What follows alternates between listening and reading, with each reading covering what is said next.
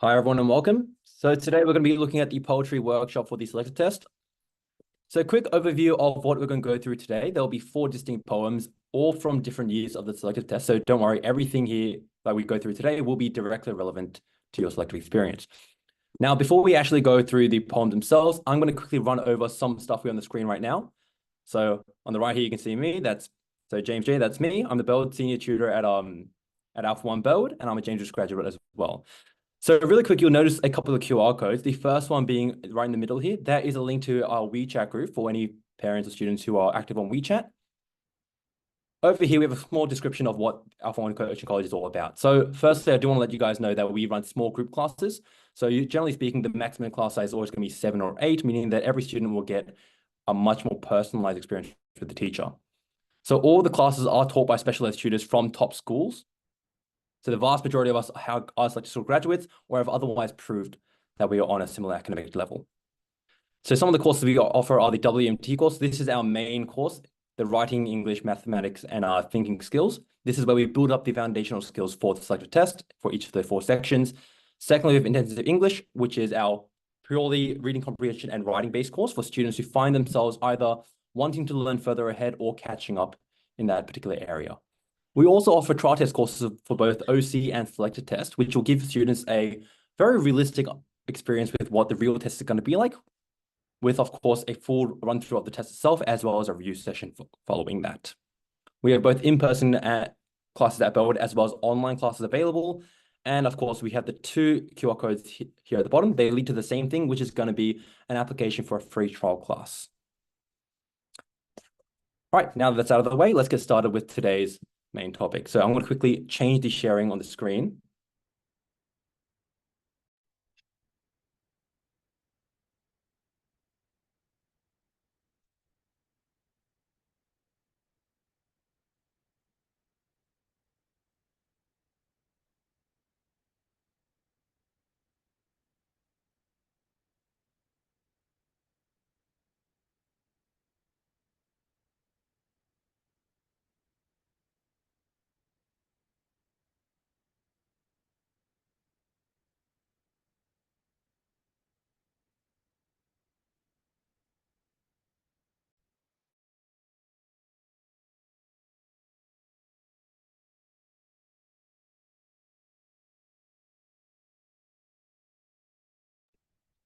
Alrighty, so the first poem we're going to start off with is Drifters by Bruce Daw. So Bruce Daw is an Australian poet.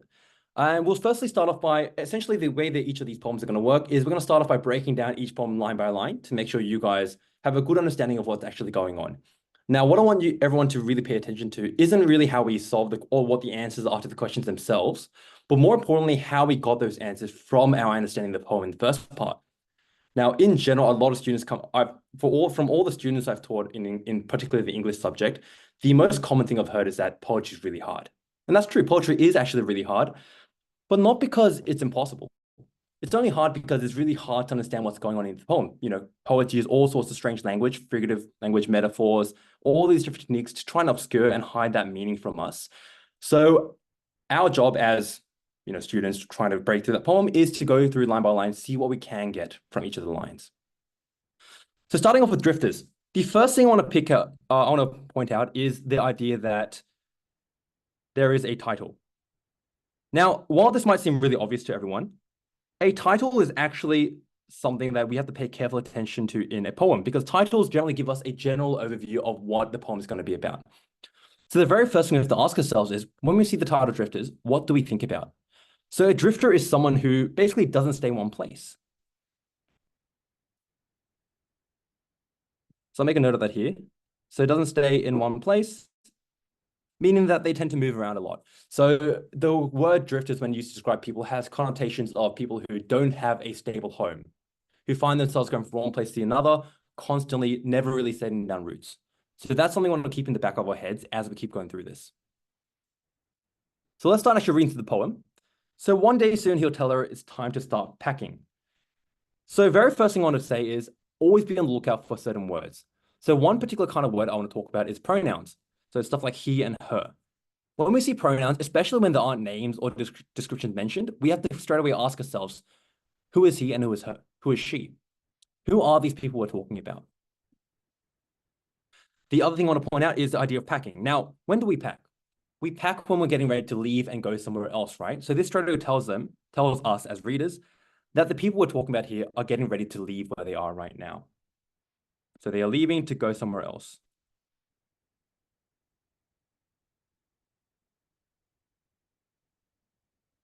So for the next couple of lines, and the kids will yell truly and get wildly excited for no reasons.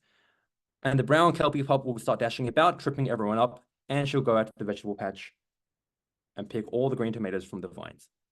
So these next 4 lines, I'm going to label this little block over here. They basically paint a picture of a lot of chaos going on. Kids yelling, a dog running around. So we can call it kind of painting a chaotic picture. We'll call it that.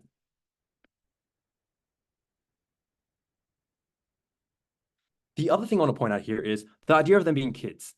Now, if we talked about the certain people called he that we refer to as he and she, or he and her in the first line, and then we mention kids in the second line, straight away that tells us, okay, most likely he and her is going to be referring to probably parents, right? So now we have a general understanding of who our main actors in our story are. So we know it's going to be about a family. We know that they're leaving to go somewhere. And we know the kids, there's a lot of chaos going on because they're getting rid of pack. So it creates a really stuffy, almost like very chaotic atmosphere going on. Next thing I want to point out is she'll go out to the vegetable patch and pick all the green tomatoes from the vines. Now, straight away, while not everyone might pick this up, but the first thing I think about is, when do we pick tomatoes? From my understanding, when we go to like Woolies or Coles, we see tomatoes in the grocery section. We think, okay, tomatoes are red. But in this case, the poem makes specific, more special care to label the tomatoes as being green. So when are tomatoes green? When they're underripe. And what does it tell us? So or in other words, why would someone pick tomatoes that are underripe? So if we label the idea of green tomatoes meaning that the tomatoes are underripe, we think about the idea of underripe fruit being picked, we kind of get the feeling that they're leaving quite quickly. Okay, they're not quite ready to leave, but they're making an exception and leaving before they're really ready. So I'm going to label that as leaving before they are fully ready.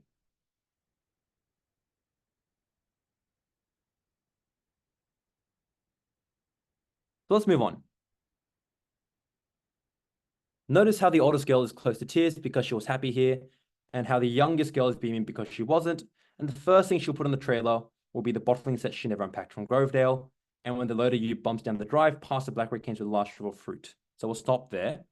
One thing you guys might pick up is that all these lines, or every second line here, starts with the word and. So this is actually a technique called anaphora. I'm not going to go through it super in depth because it's more of a high school technique. But basically what it means is there's something being repeated at the start of a sentence. Now, repetition is pretty much, especially in poetry, is pretty much always done on purpose in order to either overload us with information or draw our attention to something. In this particular case, with a lot of different stuff happening at once, it kind of overloads us with all these different actions that are occurring at the same time. The kids yelling, the dog running around, the mom has to go out and pick the green tomatoes, the oldest girl is crying, the youngest girl is smiling, so on and so forth. So all these kind of work together. And it kind of paints a picture of kind of like, again, chaos. Okay, of everything kind of being all over the place and really frantic. The next thing I want to draw your attention to is this line over here. And the first thing she'll put on the trailer will be the bottling set step unpacked. So you notice this part is highlighted. So we'll go through that in a bit more depth. So a bottling set never unpacked. The word unpacked basically means that something was packed before and hasn't been unpacked, right? In order for something to be unpacked, it has to have been packed at some point. What that tells us is, if we ask ourselves the questions, okay, when do we pack stuff up? Again, it's when we're getting ready to leave somewhere and go somewhere else. So if it's unpacked right now and it was packed before, that means this is not the first time they've moved. So to repeat, the word unpacked, it basically leads to the idea that it was packed before, which then leads to the idea that this is not the first time they've tried leaving.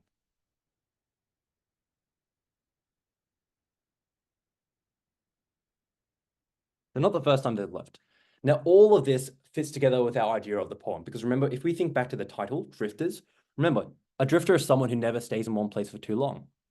So the idea of them constantly moving around, or so much to the point where they're never even really able to unpack all their stuff, that really fits in with the idea of our understanding of the title itself as well. And when the loader ute bumps down the drive, past the blackberry canes with the last shriveled fruit.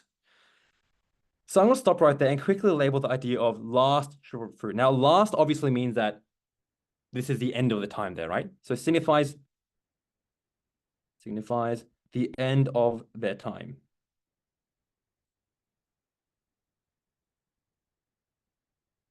Now, the word shriveled. Now, shriveled as the actual adjective we use generally means that something is kind of wrinkled up, it's dried out, or has become smaller due to a loss of some kind of moisture or substance. However, when we use it in a poetic or, I guess, imaginative context, it generally has quite negative connotations. Something bad has happened. Okay, something bad has happened that caused it to shrivel up. So we have negative connotations here. And what that's going to do is, if we understand how different words bring negative and positive connotations, it will generally give us the understanding of how the people in this poem feel about moving. She won't even ask why they're leaving this time or where they're headed for. Straight away, we again see she. We already found out earlier that she refers to one of the parents, in this case, the mother. Now, why won't she ask or even ask why they're leaving this time? So, of course, the phrase "this time" generally implies that happens a lot, that the moving around happens quite a bit. And the fact that she won't even ask why kind of gives the feeling that she's given up. So to translate that line, basically what we get, the feeling we're getting is that the mother has moved around, or has experienced moving around so much that she's basically given up on really understanding why. Because no matter what she says, it's going to keep happening. So again, this fits in really well with the negative connotation we found earlier. The fact that the mother feeling really defeated and having given up, that of course is also a negative emotion. So again, fits really well with the idea of the negative connotations of the word shriveled. So we know the person feeling that negative impact, because earlier I did mention that the choice of words helps us understand how the characters are feeling. We know the character we're focusing on in terms of emotional reaction is going to be the mother. She'll only remember how, when they came here, she held out her hands bright with berries, the first of the season, and said, "Make a wish, Tom, make a wish." So this part here describes what happened the first time they moved, or first time they arrived at this particular location. It describes what happens when they first got here.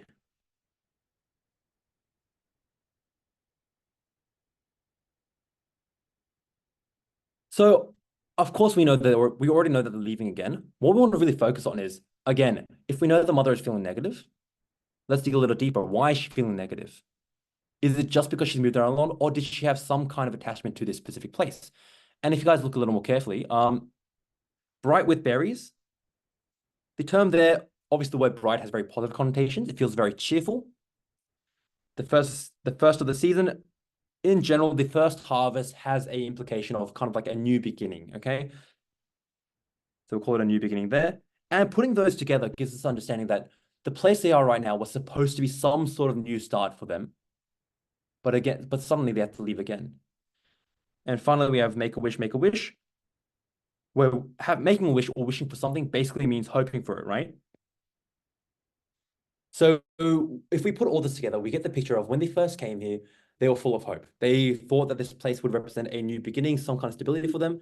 But because, of course, they're drifters, they were forced to move again for some reason. So what you guys will notice is by going through each line, every line held some sort of new information. And by putting all that information together, we were able to come up with a general understanding of what the whole poem was about. So if I'm going to quickly summarize the entire poem for you guys, basically what it means is that we have a family who are drifters, moves around a lot from place to place, and don't really have any stability, or haven't really ever called someplace a real home. The mother, who is kind of our main emotional focus here, isn't very happy with that because she thought the place they were right now was meant to be the start of something new, but it turns out it was just like every other time, they have to move again.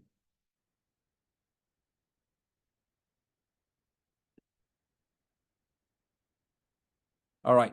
So knowing that, what we're going to do is now move on to the questions for this poem. So we have questions 9 through 14 over here. So question 1 is, who is the main focus of the poem? Now, when there is a poem with multiple characters, the main focus is generally who has the most emotional weight in the poem, or who is the most represented and mentioned the most, or has the most reactions. So if we scroll quickly back up, we know there are 4 characters here, or 5 technically. We have the father, the mother, the 2 kids, the older and the younger, and we have the dog. Out of those people, there are a few, we're going to kind of run through a checklist to see who is represented the most. The first being who is mentioned the most. We can see that the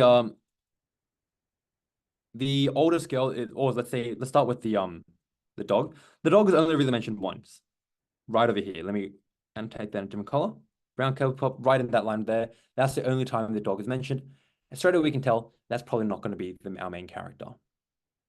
Secondly, we have the 2 children, the oldest and the youngest. We can see the oldest girl is mentioned here once. And that's pretty much it. Again, only really mentioned once. Same with youngest girl. We see her mentioned here once, and then not really ever again. Finally, that leaves us with the parents, the mother and the father. The father is mentioned at the beginning with the use of the pronoun he. And then if you keep going through this, you'll see that he's mentioned again indirectly by his name, Tom. We can assume that's the father because the mother is the one doing the speaking. So seeing that all out of the 4 characters, or 5 characters, 4 of them are only really mentioned once, that only leaves one possibility as our answer, which is going to be the mother. And if you guys remember, as we went through the poem, the mother is the person who had the most emotional weight. She was the one who felt negative about having to move again. She was the one who had the hopes of having a new beginning, moving to the place at the start.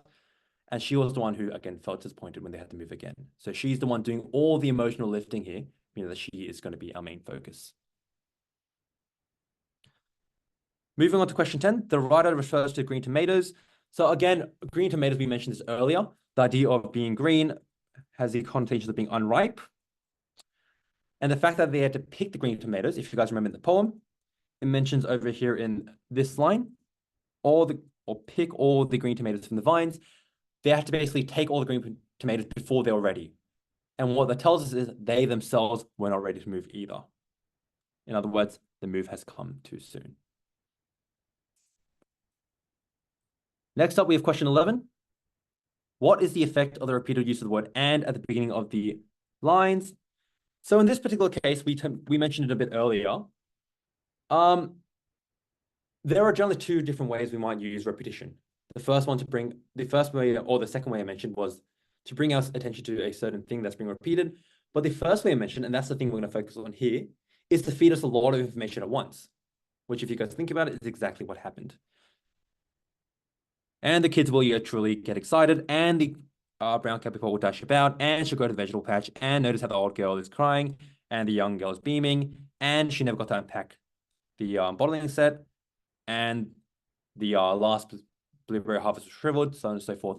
All of these different things get thrown at us in succession, so one after the other, leaving us no room to breathe. So one great thing to understand about poetry is that the way we feel while reading is very indicative of what the author is trying to say. Because a lot of times, a poetry, just like a lot of other literary works, is a method of communication. The poem, when they write a poem, is trying to tell us a message of some sort and make us feel a certain way. So when we feel a specific emotion, like being suffocated or having a lot of stuff thrown at us, that is meant to reflect what is happening in the poem itself. So in all this stuff, it happens really quickly. Again, it must also be happening in the poem very quickly as well. In other words, there's a lot of haste going on. People are very rushed because, again, we feel rushed from hearing all that at once.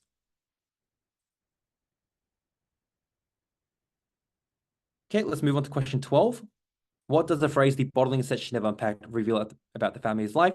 So I mentioned this earlier while going through the poem. But again, it's all about the use of the word unpacked. It doesn't actually matter what a bottling set is because in general, this is a poem that's quite old. The selective test will never try to force you guys to know something that you guys generally wouldn't be expected to know, okay? When they throw in terms that you guys have never heard of, a lot of times it's on purpose. What that means is don't focus on what they're saying, focus on what happens with it. So in this case, a bottling set is something that honestly I haven't seen in quite a while. It's not something that's used very often. I believe back in quite a long time ago, bottling sets were used to like bottle wine and other like fermented beverages, which is something the average household will never have experience with. That means that we aren't expected to know what that is, which again means that we aren't supposed to focus on that thing.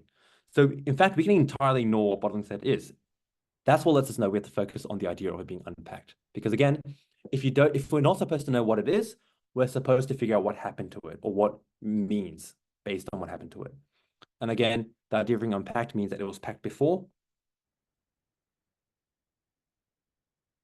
which leads to the idea that this isn't the first time they moved.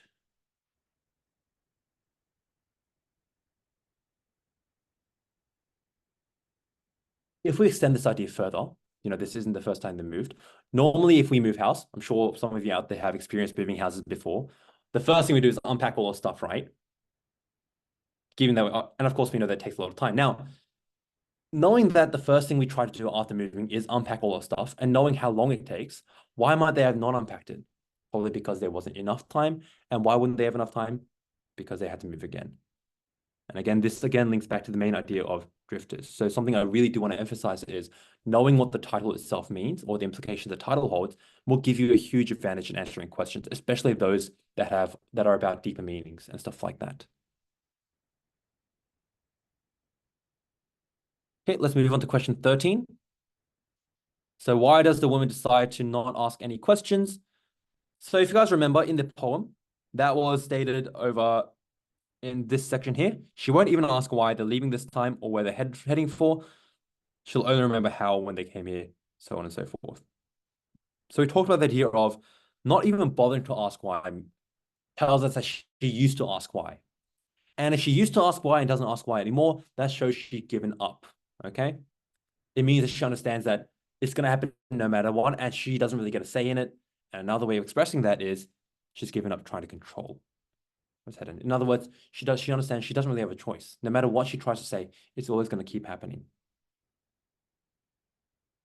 And that brings us to our final question for this poem, which is the phrase bright with berries. So bright with berries, we talked about the idea of bright having very positive connotations, right? Something I didn't mention while going through the poem was we get the idea that these people are farmers from the stuff they talked about, like picking tomatoes, the shriveled up berries, or the blackberry canes, so on and so forth. We know that there's some sort of farmer growing lots of different kinds of fruit. Now, if the hands are bright with berries, generally means that her hands are full of berries and they're quite bright.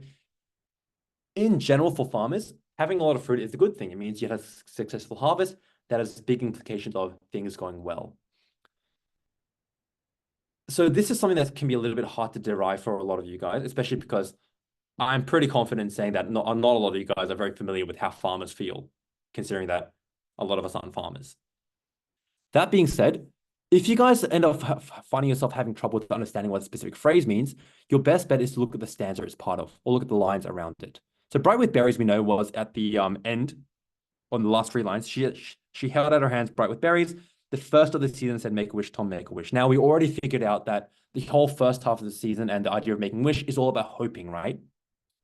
So we combine that with the idea of bright with berries, and now we know berries being a good sign for farmers.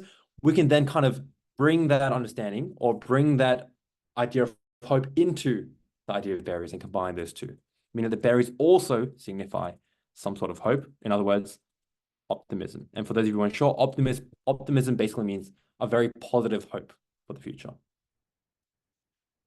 So that will conclude our, our review of the first poem. I'll give you guys a few seconds if you want to quickly put any questions into the Q&A, and we'll let those be answered.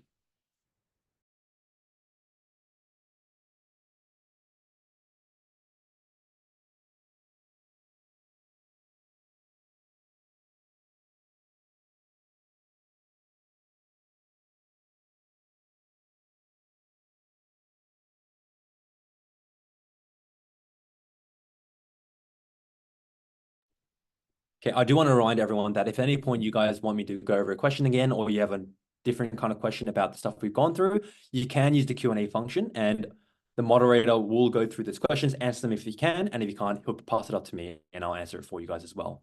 So please make sure to answer questions if you have anything curious about, and we'll do our best to answer everything for you guys.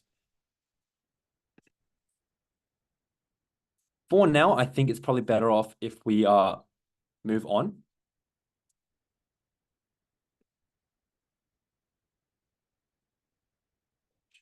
Sorry, guys, give me 1 sec.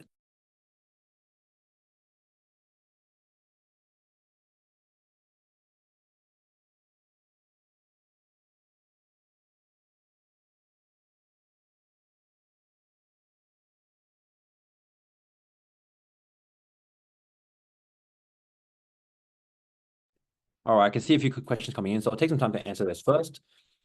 So the first question I have is, what type of poem is this? So in general, if we talk, it depends on what you mean by type. So there are such things as poetry genres, stuff like free verse, rhyme, vogon, so on and so forth. Those aren't quite applicable. In terms of what kind of poem, type of poem this, I think the best way to define it is instead of trying to stick it to a specific genre, it's best to describe it in simple words. So the way I would describe this poem is probably a more narrative poem. So it's a poem that tells a story and it's based around characters. So that's probably the way I would put it. It's basically just a free verse poem that is about characters or tells a story about characters, in particular, a group of drifters. I have another question talking about the bottling set. That was in question 12. So for the bottlings that wasn't packed, could it be that they brought it and didn't open it? Yes, that is possible. It is absolutely possible that they just brought it in and didn't open it because they weren't bothered. But if you try to go too deep into or try to think too hard about any specific line in a poem, you can go an infinite number of ways. Words or phrases can be interpreted in a lot of different ways. And the way we figure out which one is most correct is we look at the general atmosphere and the ideas behind the poem. The reason why we picked C, the idea of them moving so often, is because that was the most related to the overall message, which was that or the overall story, which is that this family had to move around a lot. And it also fit in with the way the mother felt that she kind of felt like she was moving around too much and had negative feelings about that.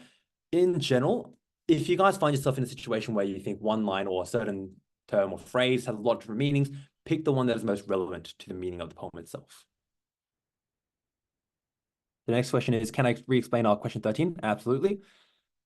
So this goes back to why the woman decides not to ask any questions. So the key to understand the answer for this question is looking at the last little section here. So I'm going to quickly get rid of, actually, I'll quickly just label the part we're looking at, which is this part over here.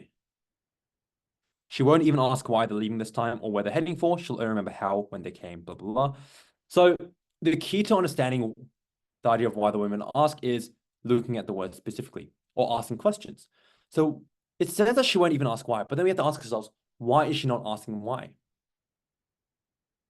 The next thing it says is why they're leaving this time. So this tells us they left before, and we know that, okay, she won't even ask this time, kind of lets us know that she used to ask in the past situation they had to move, but she stopped asking.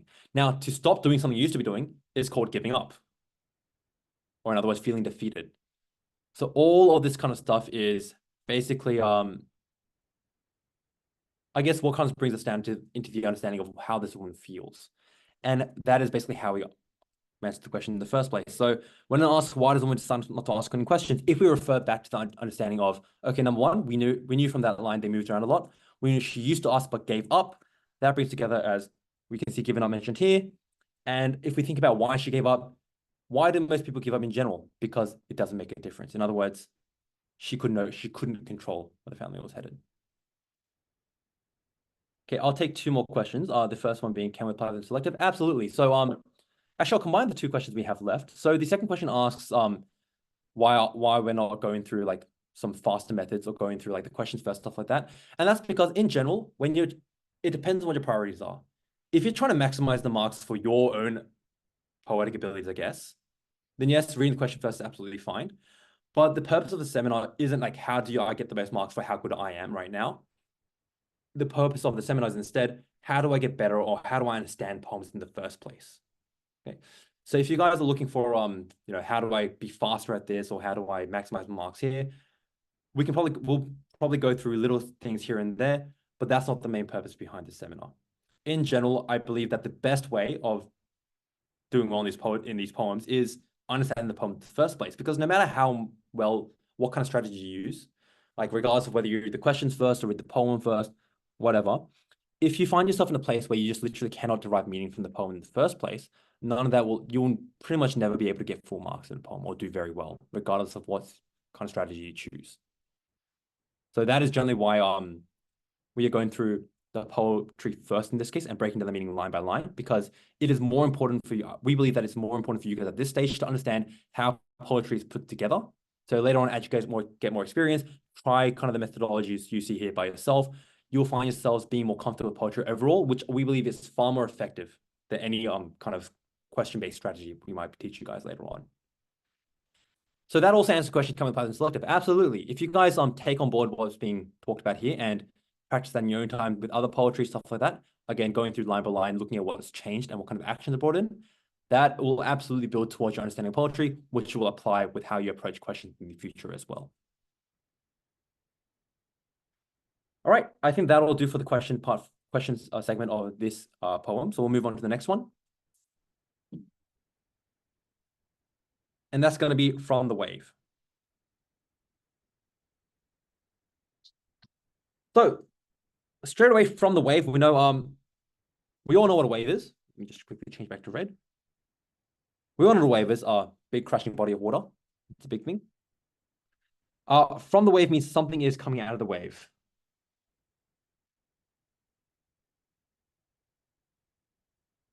Something is coming out.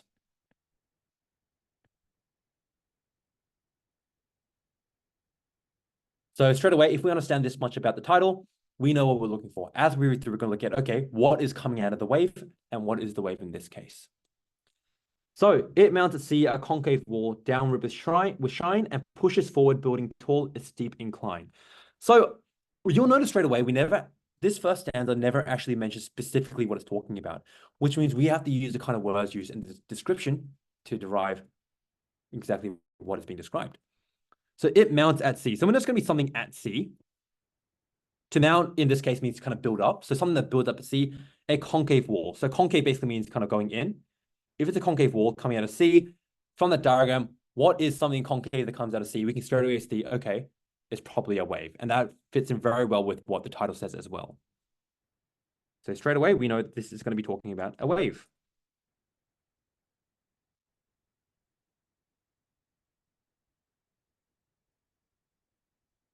And pushes forward, building tall, a steep incline. Now, I want you guys to pay very careful attention to the kind of words used here. So the usage of words like wall, tall, steep, ribbed, all of these talk about or build up this idea of, all these, I guess, different words have similar connotations. You know, something tall, a wall, something that's steep. They all have, I guess, connotations of being hard to overcome.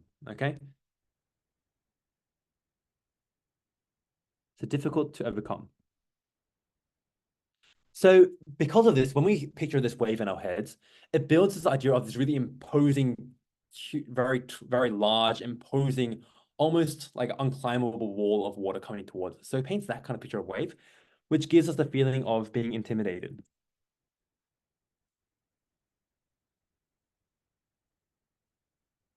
Oops, sorry, I ran out a bit of space there.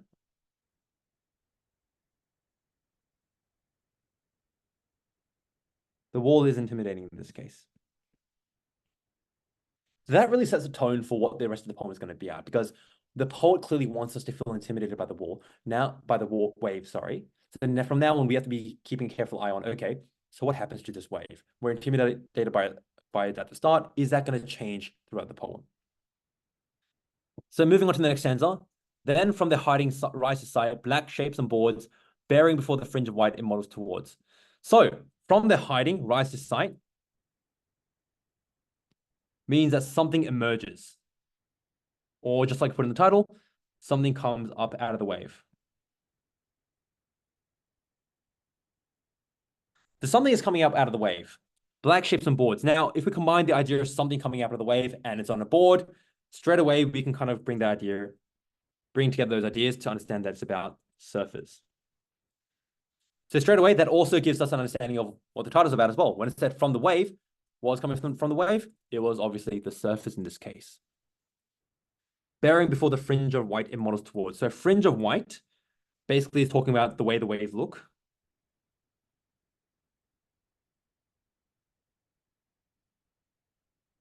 So what the waves look like.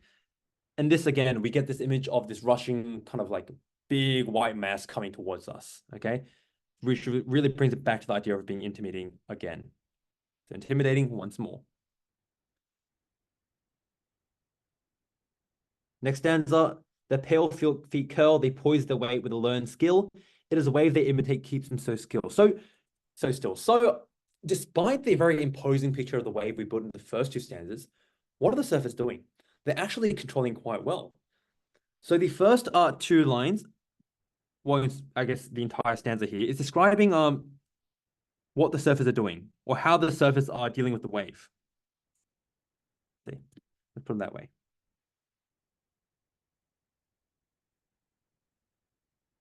How the surfers are dealing with the wave.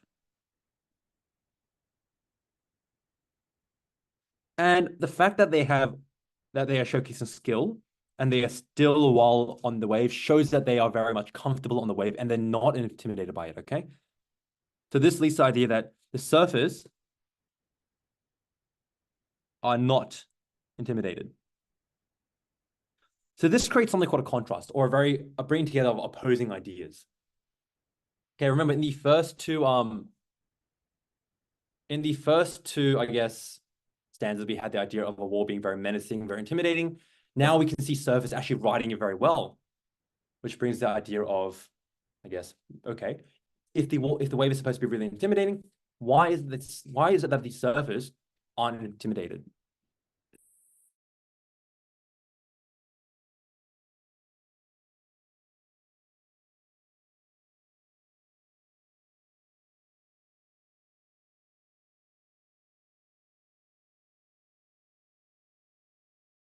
Hang on, guys, we're just having a little bit of technical difficulty. We're just gonna get that fixed real quick.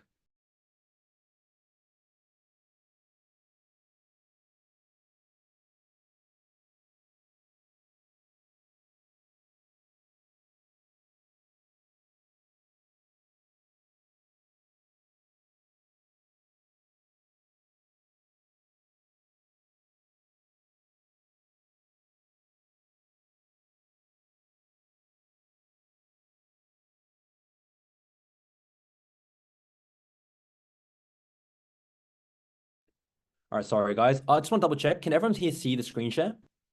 For people who can't see the screen share, just quickly pop into the Q&A and let us know, just so we know exactly, just to make sure there's no problems going on.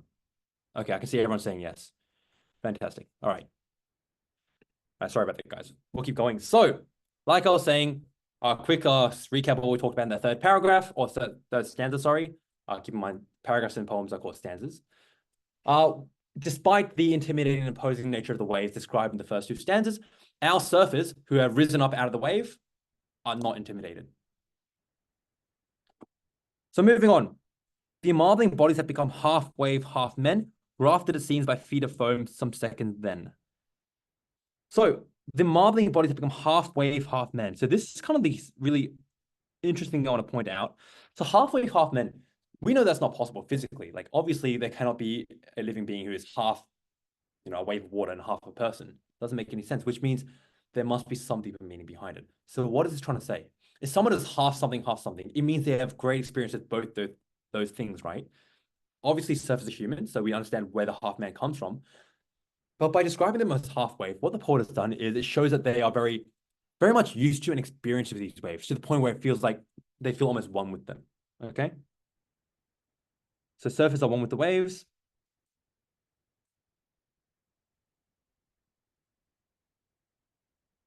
And it shows a mastery over those waves themselves.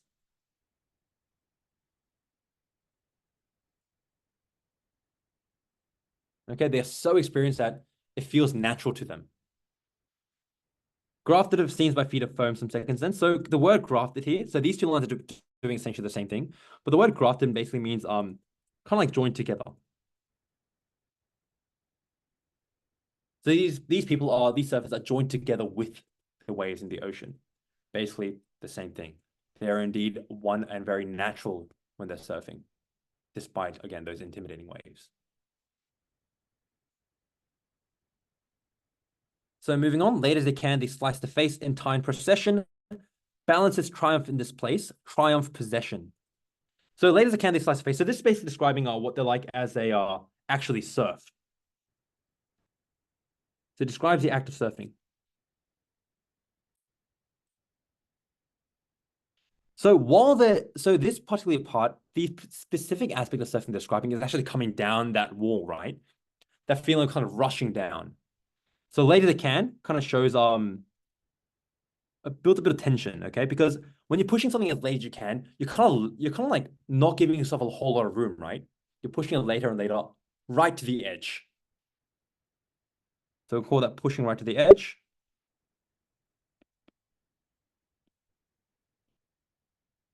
And then we can see that tension break down. So the tension breaks because now they're no longer just waiting, right, for something to happen. They are now going down. And they are, of course, triumphant because triumph basically means victory or they have won. In other words, as they build the tension at the perfect moment, they go down and they win against the wave. In other words, this is where all the action happens. This is where they actually win against that force of nature.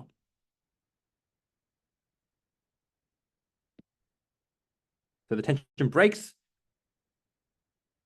Surfers go down the wave. It's a win against nature in this case.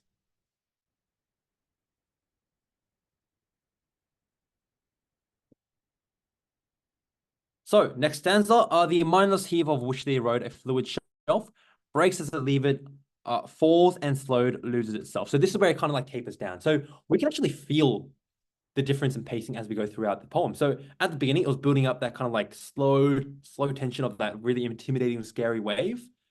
As we reach the climax or the main point of action, we saw the people become one with the wave and feel very natural, and the time perfect to come down. And now, as they've come down, things calm down quite a bit. So the mindless heave which they were at a flow shelf breaks as leave it, falls and slows, loses itself. So we can see this is again a little bit more advanced, but I think it's I think I'm still going to bring it up just because I think it really shows you what kind of stuff you want to pay attention to. We can see that there's a lot of commas being introduced here. So what commas do is they add pauses and they slow down the way you read a sentence. So if I was trying to read it without commas, say breaks as, I would kind of say something like breaks as it leave it, falls and slowed, loses itself.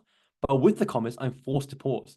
Breaks as it leave it, falls and slowed, loses itself. And adding those pauses mimics the movement of the waves and movement of the surface on the wave, because now they've come down. The wave is slowing down now. All that action is past. Okay.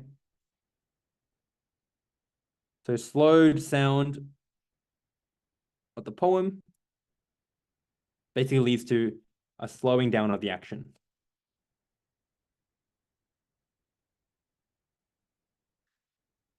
In the last two stanzas, we have clear the sheath, body slick as seals, loosen and tingle, and by the board, the barefoot feels the suck of shingle. So shingle is something you find on the shore. Basically, this entire stanza basically means they made it back safely. So at this point, they've actually finished the act of surfing. They're all the way back to shore now after having conquered that wave. And then we reach the final stanza. They paddle in the shallow still, two splash each other, then all swim out to wait until the right waves gather. So these two specific lines are very different from what we saw throughout the poem. So when we were looking, so this last stanza is still describing what the surfer is doing, but in the previous stanzas, the surfers seem very meticulous. They seem very skilled, professional, very like focused on exactly what they're doing, right? Very skilled. Again, the whole idea of being very natural and very comfortable with that imposing wave made them feel very like almost like awe-inspiring. But now what are they doing? They're paddling around the shadows, they're splashing each other, things we do when we're having fun at the beach, right? So basically they're playing around, which is a direct contrast from how they were portrayed throughout the rest of the poem. So very different from what they were like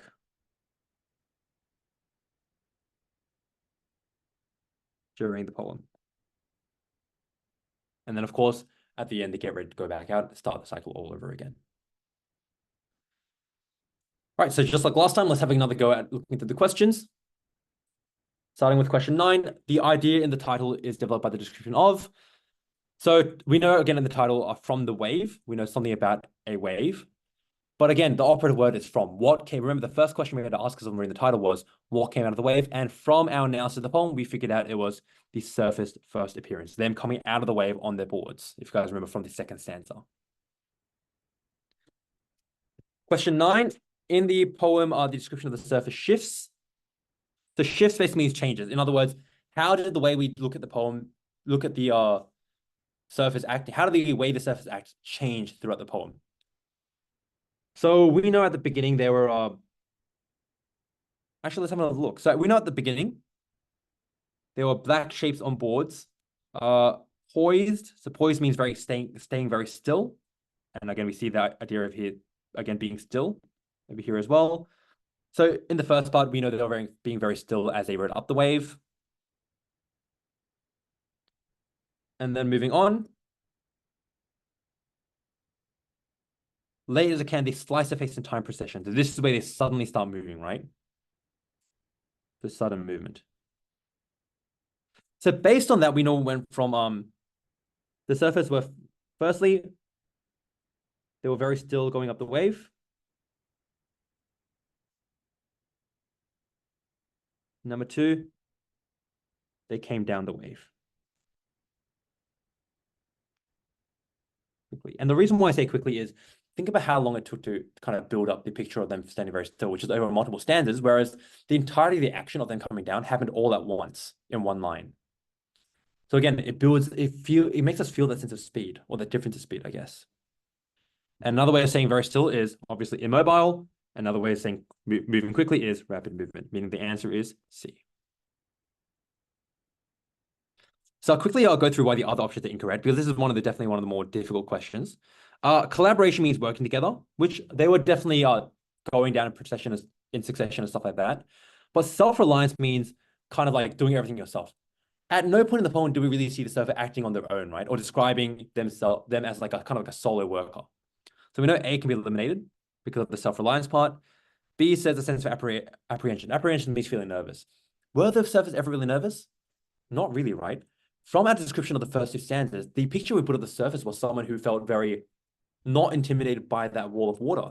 They were someone who were very comfortable with the waves, so they wouldn't have been apprehensive at all.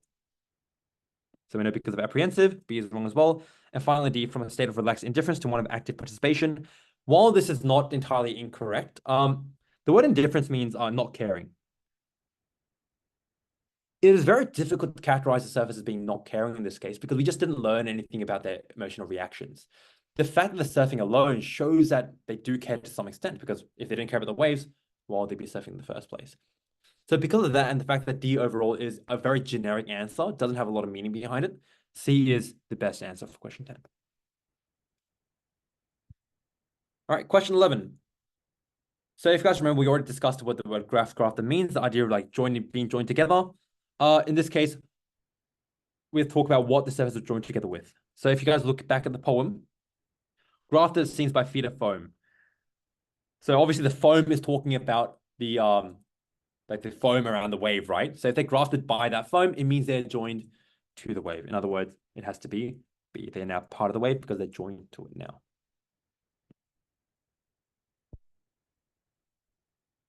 Question 12, unlike in the rest of the poem, in the last verse, the surface are. So in the last verse, we remember, if you guys remember, the surface were playing around. You know, they're splashing water at each other, they're paddling around the shallows, stuff normal people do. And if you guys see C, it literally says, described as behaving like ordinary people. And the important thing is, unlike in the rest of the poem, okay? So the reason why C is such a great answer, or the most correct answer in this case, is because it's a huge departure from how they were described in the first part of the poem, where they were very, poised, very still, very focused. And now they're playing around, having fun.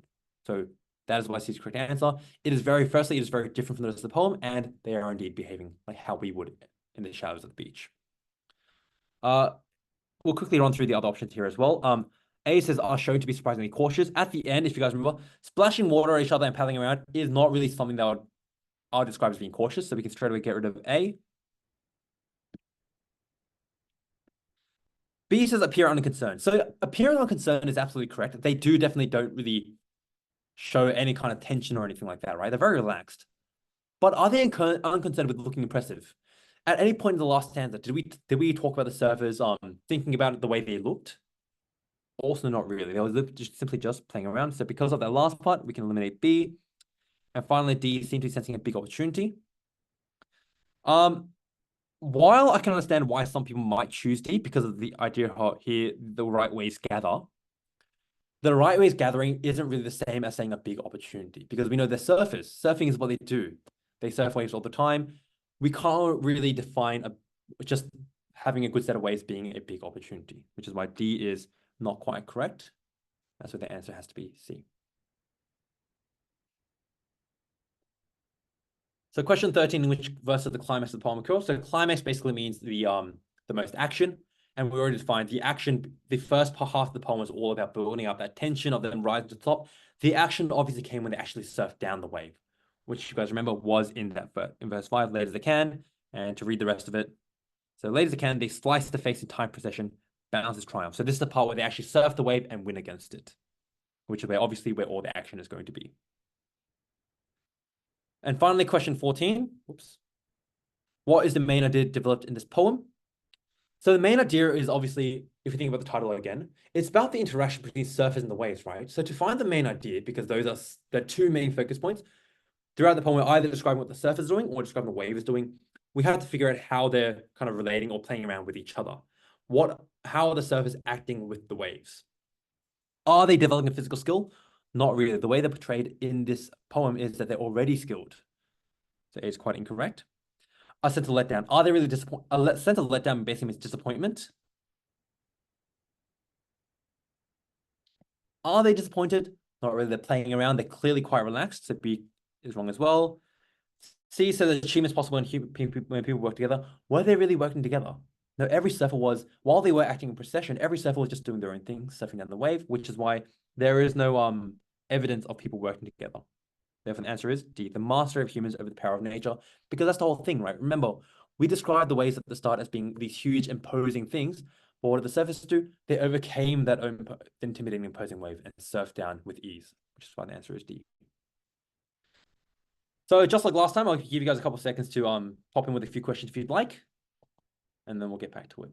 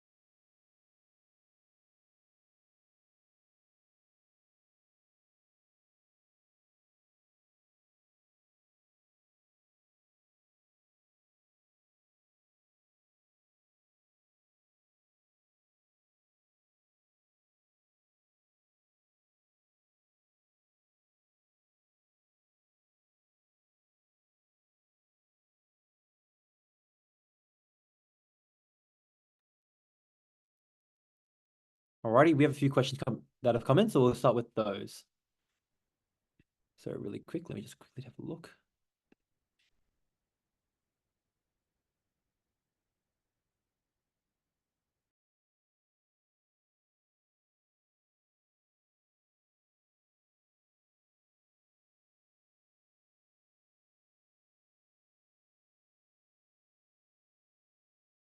Yeah.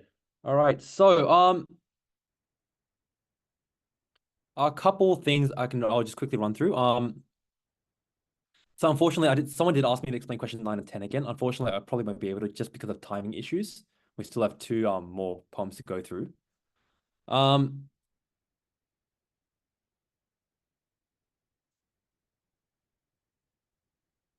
Actually, I think probably because like multiple people have asked for question 9 and 10, I'll probably go through 9 and 10 only again for going through questions again. But I'll quickly start off by answering some of the other questions. So somebody asks, how do you identify or turn the poetic language in a poem into a sequence of events that you can understand and use to answer the question? So that is the big question in poetry. Obviously, poetry is famous for using all this kind of really complicated, complex language, right? What this person referred to as poetic language. So the way we have to turn them into a sequence of events is literally summarize each line as you go. So you'll notice that as we went through this poem initially, it mounts to see a concave wall. We actually use the words as hints rather than straight up understanding what the line means at the start. So it is very difficult to understand exactly what a line means just from reading it once. Look at the words and use those words to give you hints at what's going on. So for example, in the first line, it mounts at sea. So when a mount means coming up, it's at sea, something like a wall. So we put that together, something like a wall is coming up, that is going to be a wave most likely. So using our own knowledge combined with the hints given to us in each line is what gives us a translation of what's happening in that line. Okay. And if you repeat that process throughout each line, that is how you come together and build an understanding of the overall story being told.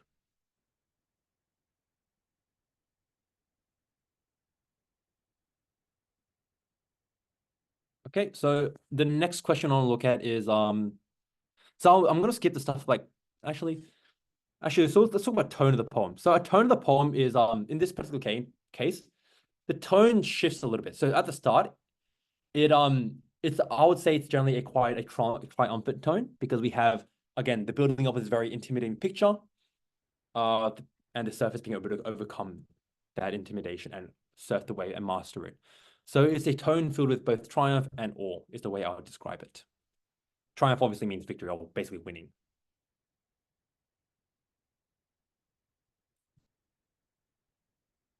Okay, another question is waves are not white, they're clear or blue. Yes, waves are not white, they are indeed clear or blue. But in this case, when they mention like the fringe of white, basically what that's referring to is when the waves meet when the wave crashes back into the ocean, all the foam makes it look white. Okay, so I think that will probably end with I'll probably end with that in terms of like just general questions. I'll quickly run to question 9 and 10 again before we move into the next poem. So question 9, the idea in the title of the poem is developed by the description of. So again, it specifies the idea in the title, so we have to look carefully at the title itself being from the wave. So from basically means that something is coming out of the wave, meaning that with the first ask ourselves, what is actually coming out of the wave? So as we read through the poem itself, where do we see something coming out of the wave in this case? That would have been in the second stanza. Then from the hiding rise to sight, black shapes on boards, which again we figured out were the surface because who else would be coming out of the wave on a board in the first place? So yeah, so to answer that question 9, all you had to do was break down the words used in the title. In this case, the operative word was from, so something coming out of a wave, and then figure out where in the poem did it mention something actually coming out of the wave, in this case being the surface, which is why the answer was B. Question 10, in the poem, the description of the surface shifts. So basically talks about how the description changes. So if you guys remember at the start, when the surface are first mentioned emerging, they were very still. It uses words like still, poised, stuff like that to describe their actions when they were at the top of the wave and going up. And then when they were going to the bottom, they had that sudden change of like racing down the bottom in quick succession, which is why the answer was C. It changed to immobility, which means to stay still, and rapid movement, which means to move quickly. And to quickly recap, because this was obviously a question that would have been a little more difficult for a lot of people, to quickly recap what A, B, and D are incorrect. So A, from a sense of collaboration to one of self-reliance, was incorrect because While I can see why some people might think there was collaboration, because it does mention all the surface going down in succession, at no point do we see the idea of self-reliance, which is someone depending only on themselves. So they're all in it by themselves. They're doing all the work. That was never really mentioned in the poem. At no point did it talk about a surfer as in, did it look at a surfer and say, okay, this surfer is doing all the work by themselves? Because that wasn't there, A cannot be correct. B says from a feeling of apprehension to one of achievement. So the word apprehension means the act of being nervous, essentially, or something bad might happen, or having a suspicion that something bad is going to happen. Did the surfers ever really feel that way? No. If you think about the way the surfers described, they were very still, they were very skilled, they were one with the waves. It's all a description of someone who is very, very much comfortable surfing, right? Someone who's very natural when they surf. So apprehension didn't really make sense there, which is why B was incorrect as well. And finally, D, the word indifference means not caring. And while D, I can kind of see why some people would think that they don't really care because they don't react that much as they're going down the wave or when they're climbing. They're just still the whole time. Indifference means having absolutely no care for the waves at all, or no care for surfing at all, which doesn't make any sense for surfers themselves. Because obviously, if they're surfing, they must care some amount about surfing in general. The second reason why D is not a great answer is because it doesn't really have enough of a specific description. Active participation is a very vague term, and it's not something that gives enough specific information, which is why C is just clearly the better answer, because it is specific in how it describes the surface.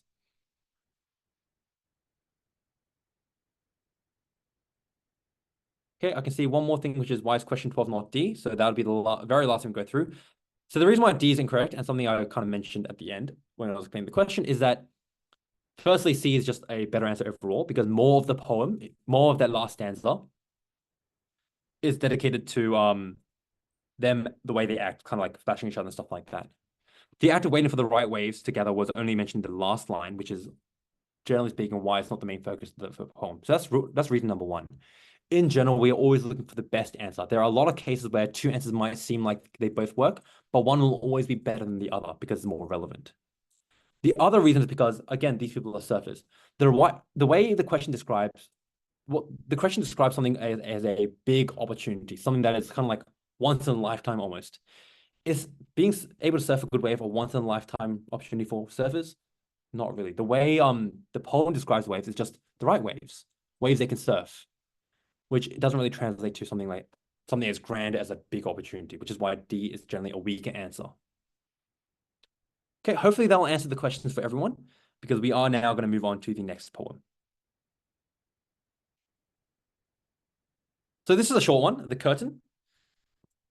So starting off with the first stanza, it was the curtain softly rising and falling, reminded me you were home, who had been so long away. And when I went to wake you, I stood in silence watching your mouth soften in sleep, the lids where your eyes lay. So, straight away from the title, this is one of the rare cases where the title is really difficult for us to understand.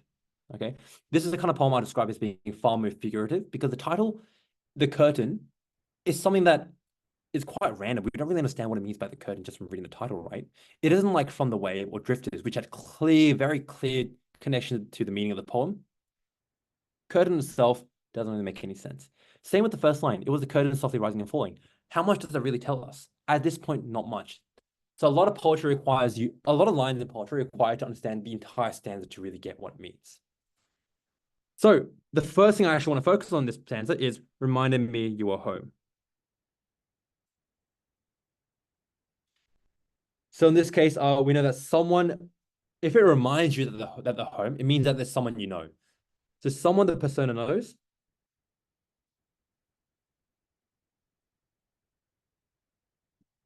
has come home. For those of you who don't know, persona is basically like the person who's speaking in a poem, the narrator, who have been so long away. So again, we know they've come home after a long time away.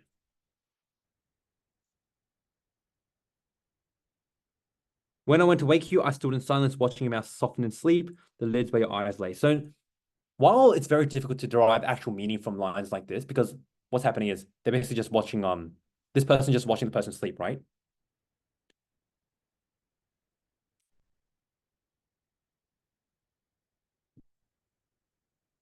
in order to fully understand the relationship between these two people, we have to look at the kind of language used as well. So mouth is softened in sleep, stood in silence, softly rising and falling. Very gentle language used, right?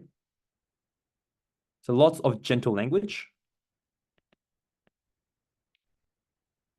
And that directly translates to a gentle tone in this first stanza of the poem. So the gentle tone basically means that there is some sort of positive relationship because we are generally gentle to people that we enjoy, that we like, or have some kind of connection with. So straight away we know that the persona and the person they are watching has some sort of comfortable relationship. And this is further reinforced by the fact that they are watching them sleep. In general, it is not a very common thing to watch someone else sleep. That's just how it is. I would say it's not something a lot of people do. So when we think about that kind of action, which to us might seem a bit strange, we have to ask ourselves, okay, who is most likely to watch someone else sleep? Someone they're very close to, most likely. Okay. In general, we don't get to watch other people sleep if we're not very close to them and if we're not with them at the time. So we know from the fact that they're watching someone sleep and the gentle language, that's right, plus gentle language,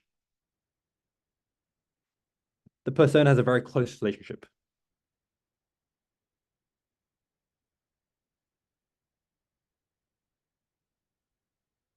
with the sleeping person, the sleeping character.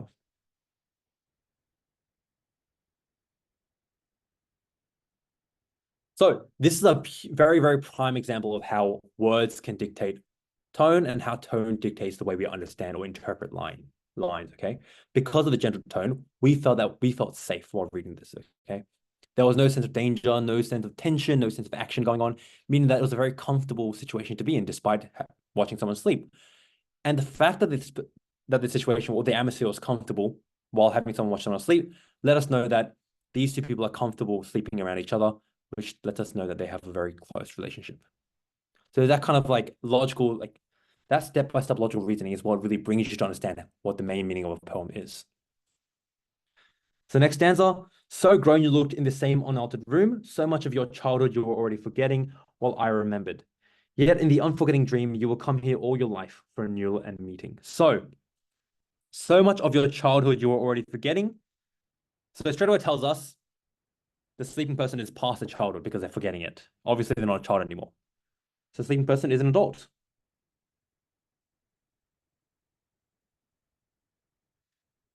However, it then says, while I remembered. So the person watching them remembered, while the person sleeping had forgotten. Now, what kind of relationship does that remind you guys of? Okay. Who will remember your childhood better than you do? That is obviously going to be your parents. Okay. It's all about figuring out who is most likely or what is the implication of this. In this case, when we think about someone who's as invested in our childhood as we are or as we were, it is going to be our parents because our parents definitely like us during our childhood, we always had huge responsibility for our parents, and that is when they are the most active in our lives. So we know it's going to be a parent-child relationship from this.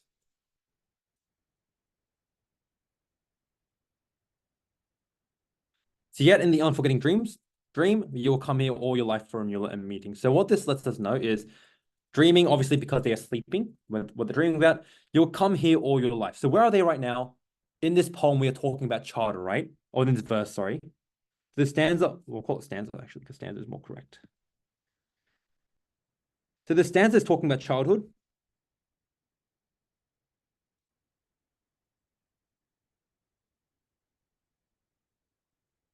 So the fact that they come here when they dream leads to the idea that they can remember the childhood through dreams, or they revisit the childhood through dreams.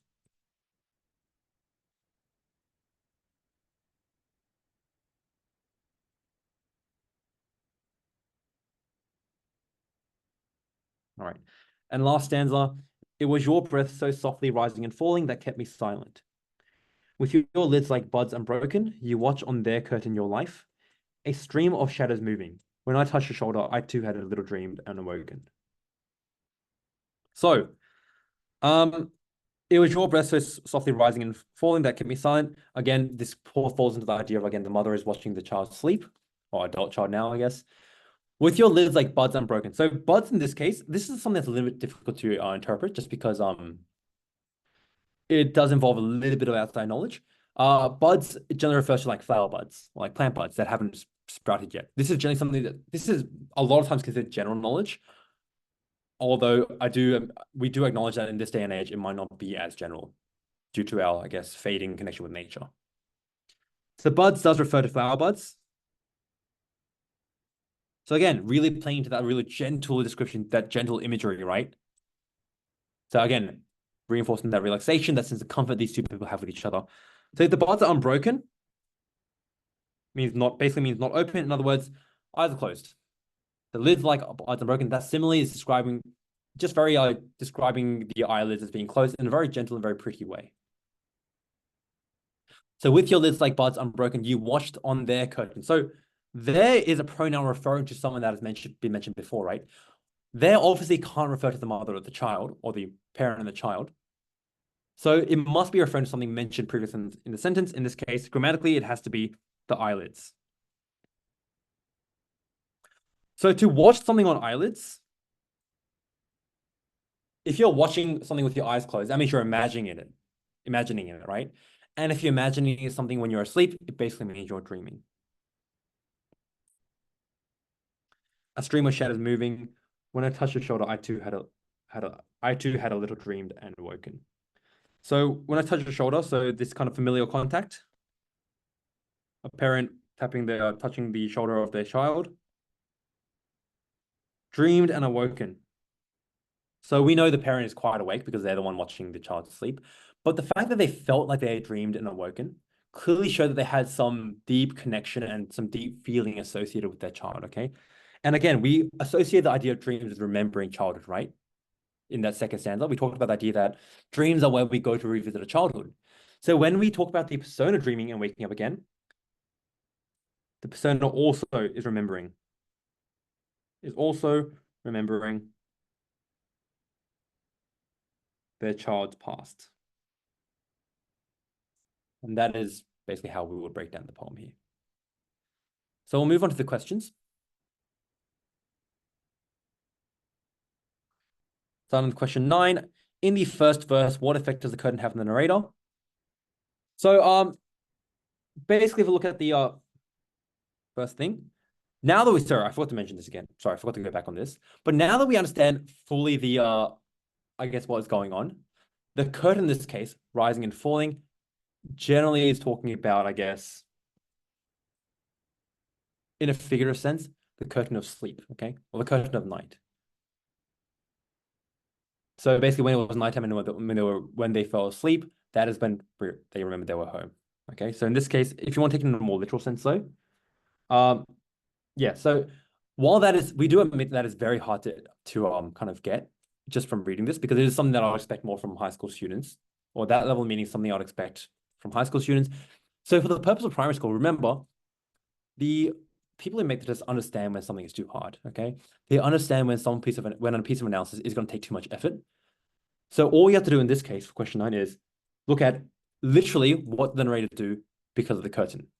And if you read the first 2 lines, it was the curtains that reminded me you were home. In other words, the curtains reminded the persona that someone else was home. And another word reminded is recall, which is why the answer is D. Question 10, when the narrator describes sleep in the first verse, we get the impression that, again, if you guys remember the way we talked about the first verse, the use of very gentle language, like soft, softly rising, soften in sleep, stuff like that, reminded you were home. Again, talking about the idea that they already knew each other. It was someone they already knew. Another word for knowing someone well is being familiar with them, which means the answer has to be, B. Also, for people who aren't sure, the word dear basically means important. And it's a very kind of like a slightly older, slightly archaic way of saying important. So just when you say someone is important to you, you call them dear to you instead. Question 11, in the second verse, what observation does the narrator make?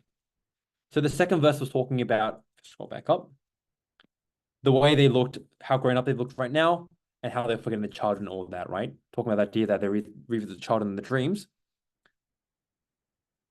And if you notice, C literally mentions the idea of them remembering their youth in their dreams. Okay, so A is wrong because it talks about the idea that they have indeed changed a lot. It says so grown you look. The word so is used as a modifier to make it sound like it's a lot, right? They've grown up a lot. So definitely the not changed part makes A incorrect. B says both the sleeper and narrator. In this case, the narrator had not forgotten, right? Only the sleeper had. Because if you guys read the second stanza again, it says, while I remembered. So the narrator remembers, but the sleeping person has forgotten. So both would be incorrect, which is why B is not the right answer. In D, in the future, the sleeper and narrator will meet again. At no point did they really talk about the future, so D is straight away incorrect. The answer has to be C.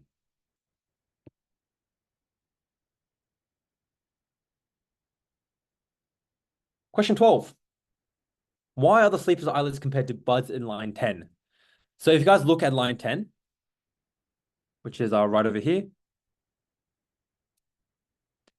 with your lids like Bud's unbroken. So if the buds, remember, we didn't just say the word bud, it was buds unbroken, right? In other words, buds that have not opened up.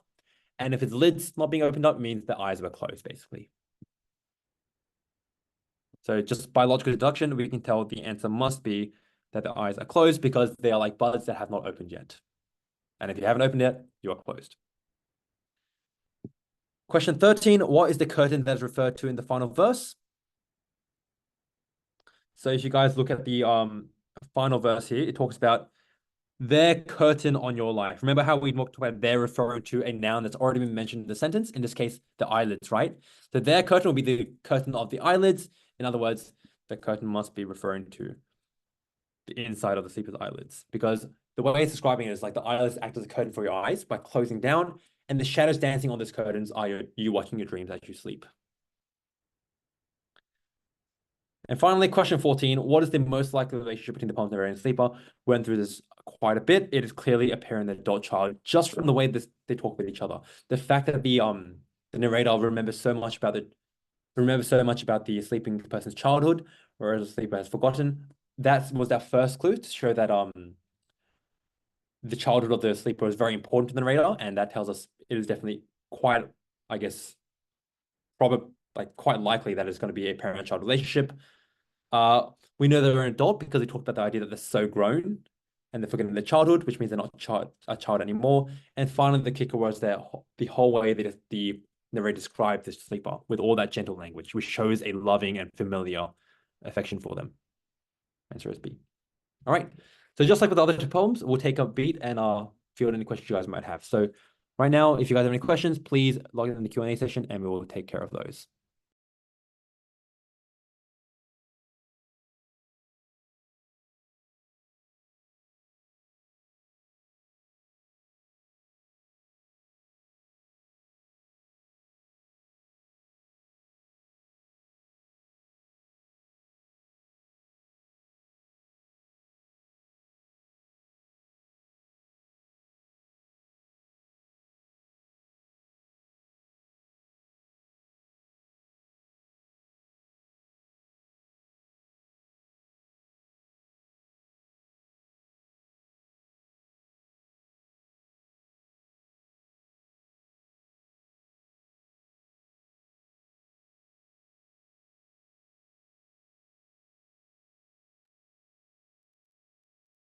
Okay, so the first question we have is this a narrative poem? So in a sense, yes, because a narrative basically means any sort of sequence of events going on, in which case, kind of, but also not in the same way that there's a full-on story going on. So yes, there's not really a whole story going on in this poem. It's more describing a single interaction between a parent and child.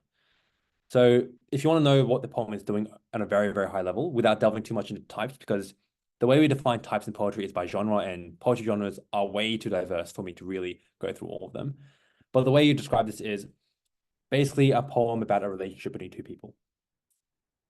So the second question is, is the person referring to a child with line 5 and 6? So line 5 and 6 says, so grown you looked in the same unaltered room, so much of a child you're already forgetting. So actually, that's exactly what shows that they're not a child anymore. The fact that they're forgetting their childhood means that they're past the childhood stage, which means they are now an adult. So the next question is, do you always have to understand what the poem means to answer all the questions? Can you just answer the questions based on parts of the text? So not quite. So to answer if you don't understand all the poem, it doesn't mean you can't answer the questions. That's not it at all. You can definitely get a lot of questions correct from parts of the text, but the reason why I'm not a big fan of I guess teaching that methodology is because a lot of it comes down to luck, especially with poems that are less complex and have very clear storylines. A lot of the question will be very strictly based on your understanding of the message, which means if you are someone who doesn't want to, if you like, let's say you're doing a test, and if you like don't bother trying to understand what the poem is about, you'll find yourself really struggling. But yes, to answer your question in a very practical way, a lot of times you can definitely answer at least a portion of the questions just based on parts of the text itself without knowing the overall message. But it's not something I really recommend unless you're like at the end of year 6 and really trying to like find the best ways to maximize your marks. For year 4 and 5 students who are now thinking about selective, it is far more effective to go through the process of trying to understand poetry line by line at this point, because you still have plenty of time for the selective, and the ability to understand poetry will make poems in general far more easier, okay? Because you won't be dodging around parts you don't understand.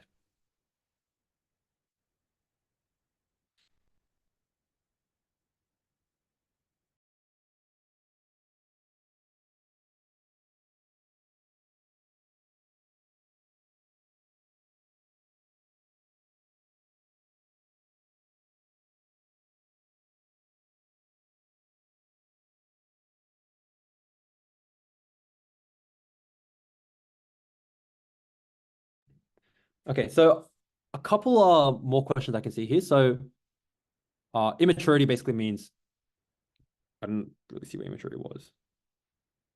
Oh yeah, so immaturity basically means the fact that you haven't grown up yet. You don't have an experience to really understand what's going on outside of your own perspective. That's what maturity is. Renewal is that you're starting again. To renew means to start again. Someone else asked, can't it be a grandparent rather than a parent? Yes, it could be, but I think overall it doesn't really matter because in both cases the answer would pretty much be identical. Luckily, a grandparent wasn't an option in one of these because I think the test makers understood that grandparent and parent are basically interchangeable in this case. But I think with the level of familiarity, it's just more likely to be a parent. Someone else has put forward the point that if you're starting to forget your memory, then it could mean you have a bad memory. Absolutely could. But it is generally a very, very big mistake to start going through very specific reasons or start to make a very specific excuse as to why certain things might be possible.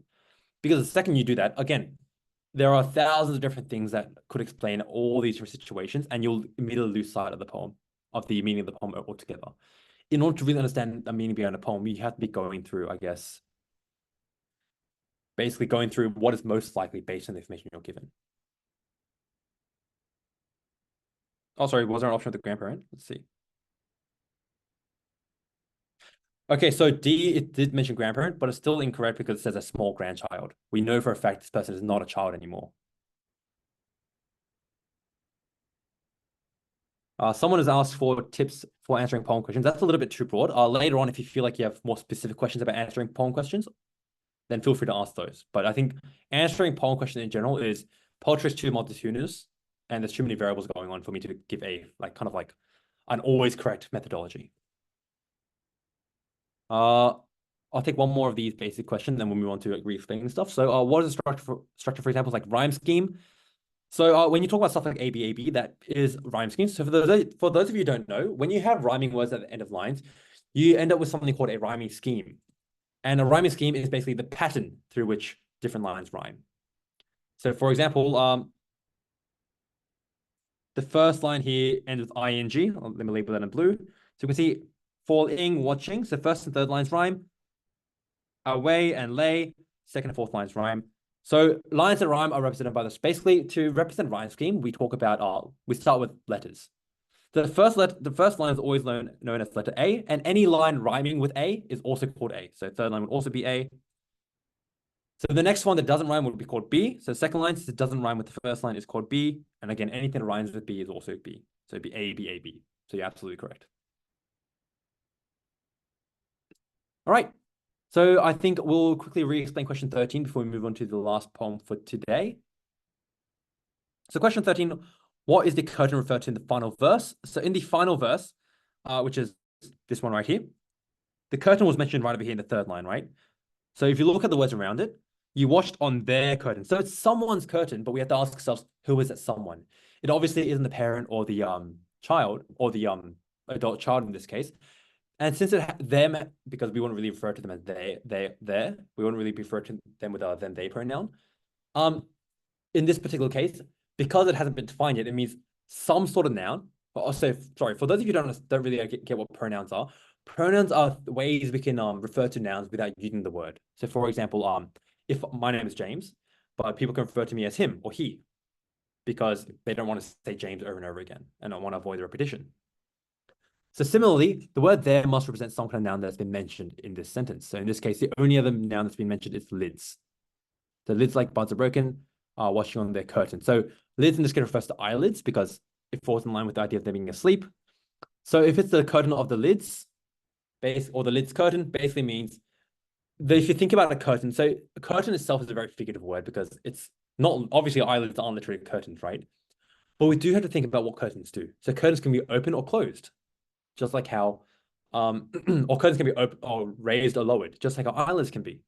So if there is a curtain on your eyelids, it means your eyelids are closed, and it means, therefore, the stream of shadows moving upon them is going to be basically what you're seeing on the inside of your eyelids, which is why the answer is indeed D, the inside of the sleeper's eyelids.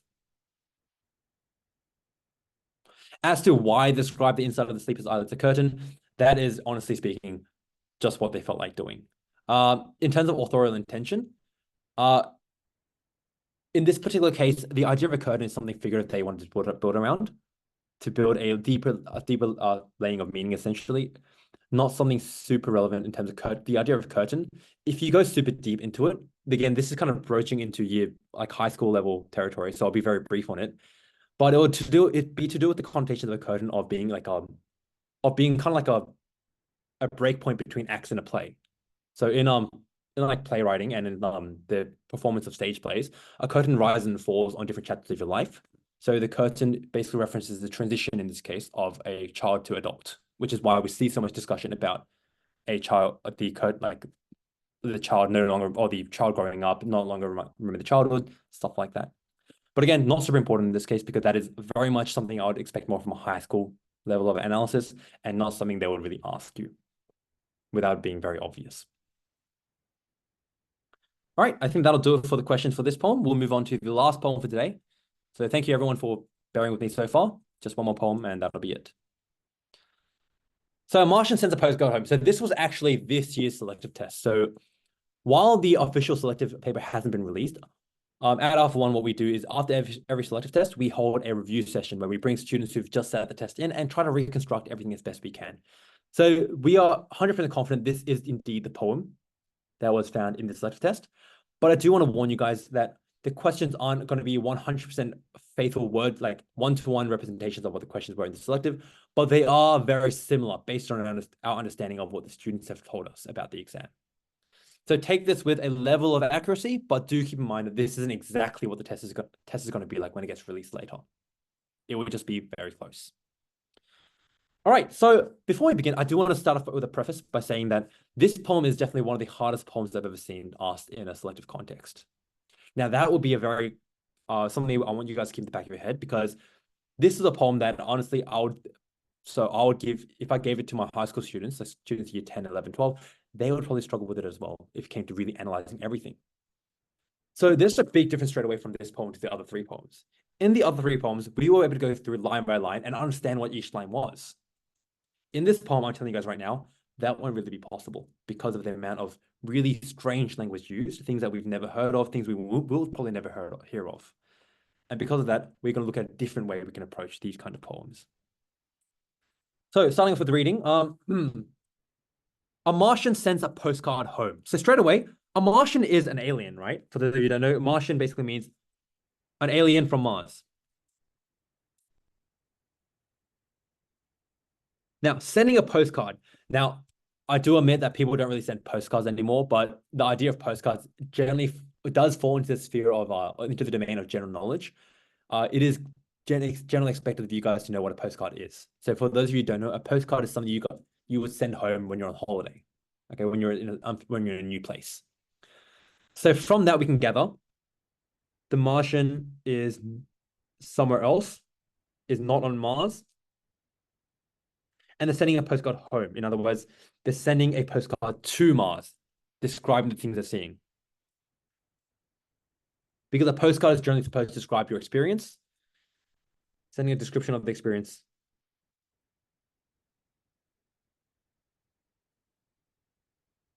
In this new place, back to Earth, or back to Mars, I meant. So yeah, quick recap. So again, the title is about a Martian sending a postcard home, which basically means the Martian is number one, not on Mars. And number two, they are sending a postcard. In other words, they're sending a description of the experiences in this new place, and they're sending it back to Mars. So this is very, very important. So I think a big mistake a lot of students made with this poem in this year's selective is they disregarded the title as nonsense, because a Martian sounds very strange, right? Why are we talking about aliens? But this is why it's always very important to pay attention to the title where possible. Because what this tells us, if we break down the title first, and we understand the idea that the Martian is basically a foreigner in this unfamiliar place, we can straight away understand that, okay, we are meant to be looking at this poem from the Martian's perspective. And the way we know that's because look at the way the title is structured. A Martian sends a postcard home. It's an action, right? So we know the Martian is going to be the perspective we're looking at because it's saying what the Martian is doing. So that is going to be the main perspective of the poem. And if, again, sending a postcard home means looking at describing your experience in an unfamiliar place, we know that we are going to be looking at all the stuff in this poem. It's going to be from the perspective of a Martian, looking at new things, okay? So everyone keep that in the back of your minds, and we'll start going through the poem itself. So caxtons are mechanical birds with many wings, and some are treasured for the markings. I can straight away guarantee that nobody here has heard of what caxton is. Now, just for a fun fact, Caxton actually refers to, I believe, William Caxton, who I think brought the print, either invented or brought the printing press to England and was responsible for the first mass production of books. So because of my specialized knowledge, I do know what this means. But again, no one will have heard what a caxton is. And straight away, mechanical birds, what are we talking about here? It doesn't make any sense to us, right? Yeah? So instead, what we're going to do is, instead of trying to figure out what everything is, we're just going to keep mental notes of the way things are described. Something has many wings and has markings. So markings is basically like writing. We're not quite sure what many wings means just yet, because for right now, it just sounds like some kind of mythological mechanical bird beast with a whole bunch of wings. But we know there's some kind of markings, and they're treasured for the markings. In other words, the writing on them is the important part. Is the important part of caxtons.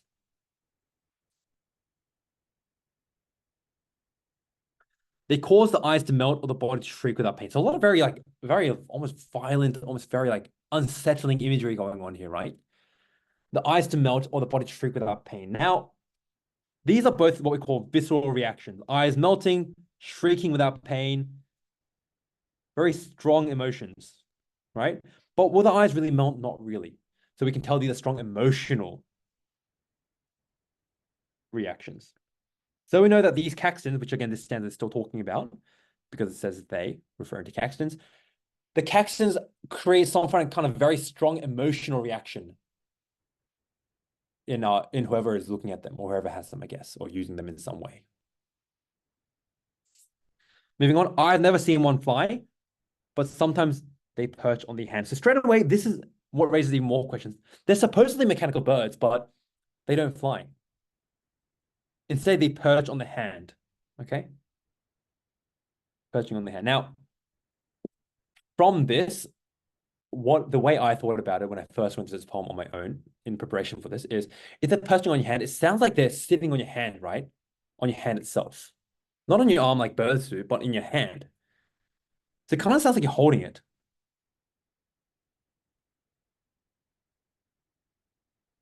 There's something you can hold with a lot of markings on them that don't fly and have strong emotional reactions.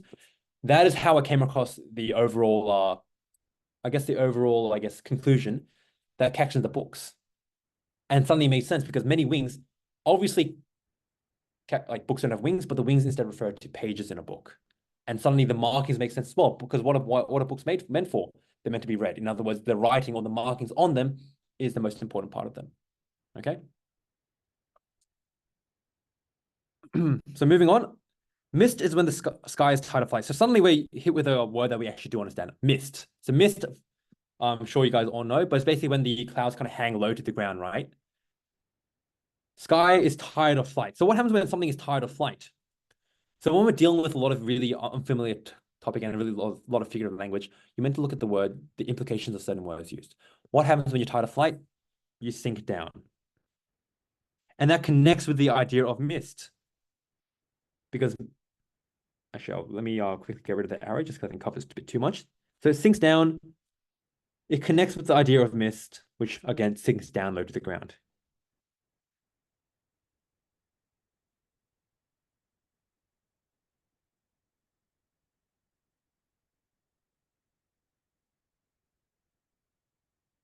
And rests a soft machine on the ground. Now, soft machine is a very strange way of describing about it. It's almost like the Martian believes everything is almost mechanical, okay, or technological in a sense. Okay. So there's not really much else you can say about this, except to note the fact that a soft machine is a very strange way to describe clouds, right? Or clouds or skies. So the reason why we're talking about clouds in this case, because the soft part here, talking about mist, makes me think that they're talking about clouds because machine sounds like things that are, I think the only way it would make sense in terms of machines would be like looking at stuff flying in the sky as being machines, and the soft machines would instead be clouds. So the big thing I want to talk about here, and the reason why the title was so important is because, again, we're looking at the perspective of a Martian. In other words, if you actually look very carefully, captions ended up being books. Mist, we just saw mist being mentioned here. These are all things we have on Earth, but they're described in ways that are very strange and unfamiliar. In other words, they're described in a way that a Martian or someone who's never seen these things before might describe them. And suddenly it all makes sense why these things are so weirdly described. Once you've unlocked that idea, the rest of the poem actually becomes far easier to understand. So moving on, then the world is dim and bookish, like engraved on tissue paper. This is describing what the mist looks like. Because what does mist do when it hangs low to the ground? It makes everything cloudy, right? Makes everything dim. Rain is when, again, so continue the trend of mentioning things that exist on Earth. Rain is when Earth is television. So we know for a fact they are indeed on Earth. And now we have confirmed our hypothesis and our theory.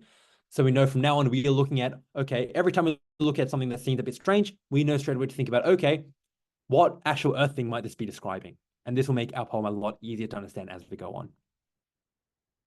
So when Earth is television, you guys wouldn't know this, honestly, because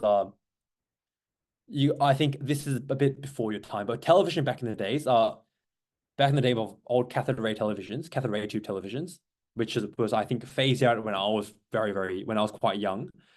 They actually had antennas and stuff at the top, and when it was raining, the television screen will go all static and like grainy and stuff like that. So that's meant to both describe what happens with televisions, obviously, because people just complain about the television not working when it rains, but also describe what it looks like when rain comes down. That kind of static, I'm not sure if you guys would understand what that looks like, but it's meant to mimic I guess the visual aspect of what rain looks like when it falls down to the ground. Has the property of making colors darker. Obviously, when it's raining, everything just looks a bit dimmer, right?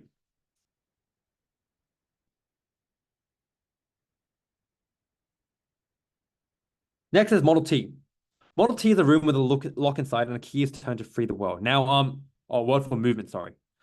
A word for movement so quick that there is a film to watch for anything missed. So we know a Model T is something that is quick, and something with a room that's like a room, so something you can go inside, and with a lock, right? So Model T is like a room, but locks from the inside.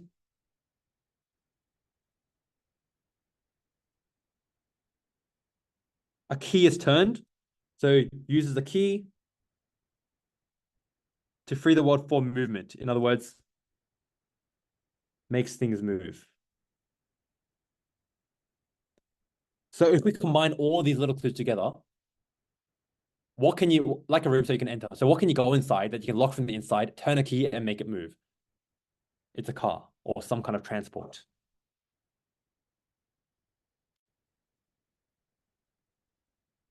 And for those of you who are very big car fans, a Model T is actually a model of it's actually a specific model of car. It's a Ford. It was especially popular in like the 1960s and so on and forth like that, which is a very long time ago. But again, it's not a shoot. The test grade will never assume that you know what model T is. You're meant to bring together the hints to figure what that is. Okay, so again, emphasizing the idea that because again, we are looking at this, we are pretending as if we're from Mars. Okay, we have no idea what a car is. We have no idea what rain is. We have no idea what mist is. So we have to describe it in, we're thinking about ways to describe the things it does instead. It's because if you think about it, cars are indeed like rooms. You can go inside and there's doors. The locks are indeed on the inside. When you're inside the car, you then lock it from the inside with, especially on the old cars when it had the little push down tabs. And obviously the locks on the handles. Cars use keys. When you turn it, that's what turns the car on and allows you to move. And when it says the world frees the world for movement, it's actually talking about what it looks like when you look at the window. So moving on, but time is tied to the wrist. So I think this one is probably the most straightforward part of the poem. What happens when time is on your wrist? How could time be on your wrist? Obviously, if it's going to be a wristwatch. Or kept in a box. So if time is kept in a box, that would obviously be a clock. I think that's probably the easiest connection to make, because how else would you have time in a wrist, on a wrist, okay? Or when do we ever correlate having a wrist with telling the time? When we're wearing a watch. How do we ever correlate, when do we ever correlate time with being in a box? When we have to look at the box at the time, in other words, a clock. And of course, the ticking part there is also things that clocks and wristwatches both do. In homes, a haunted apparatus sleeps. Apparatus is just a fancy way of saying like some kind of device that snores when you pick it up. If the ghost cries, they carry it to the lips and soothe it to sleep. So a haunted apparatus sleeps. It's sleeping, but it snores, makes noise when you pick it up. So apparatus means device. So sleeps means basically being quiet. So device is quiet until picked up. If the ghost cries, they carry it to the lips. So if the device makes noise, you hold it close to your face.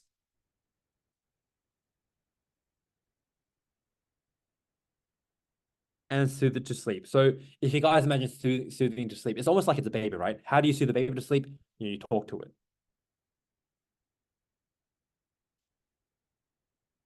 So what is a device that you can pick up or makes a lot of noise, and then if it makes noise, that's when you pick it up and you talk to it? That's a phone. So it's meant to actually be a phone. So again, it's carrying on the pattern, right? Every single like block of I guess four-ish either each stanza or every two stanzas, we introduce a new thing that is very common on Earth. But we are again explaining in a way that seems very unfamiliar because it is from the perspective of a Martian.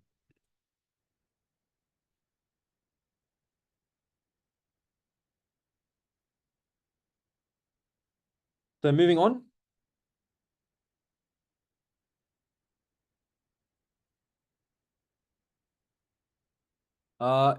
Only okay, and yet they were deliberate ticking with a finger. So tickling with a finger is obviously dialing a number. Once you know it's a phone. So only the young are allowed to suffer openly. Adults go to a punishment room with water and nothing to eat. So suffering is something that's quite vague and not something really we always really get. But the idea of suffering is, how do we express suffering, or how do young people? Is it because remember it says only the young are allowed to suffer openly? How do young people like express suffering? Generally through crying, right? / expression of emotion. So only young people are allowed to express their emotion. It then says adults go to a punishment room with water but nothing to eat. So what is a room that has water but nothing to eat? I know it sounds a bit like a riddle. It kind of is. But the room I immediately thought of was the bathroom. The bathroom is probably the most common room in houses that has water but generally doesn't have anything to eat. So it's comparing what the young people are allowed to do with adults. So young people are allowed to express their emotions openly and the suffering openly and complain and stuff like that. But adults have to suffer in silence. They go to the bathroom. They lock the door and suffer the noises alone. So no one is exempt and everyone's pain has a different smell. So again, adults suffer alone, which is a contrast with how kids do it. And honestly, it is quite true. In general, adults generally don't express their suffering out in public. By the way, when it talks about everyone's pain has a different smell, again, we are talking about a bathroom here. So this is always probably talking about using the bathroom.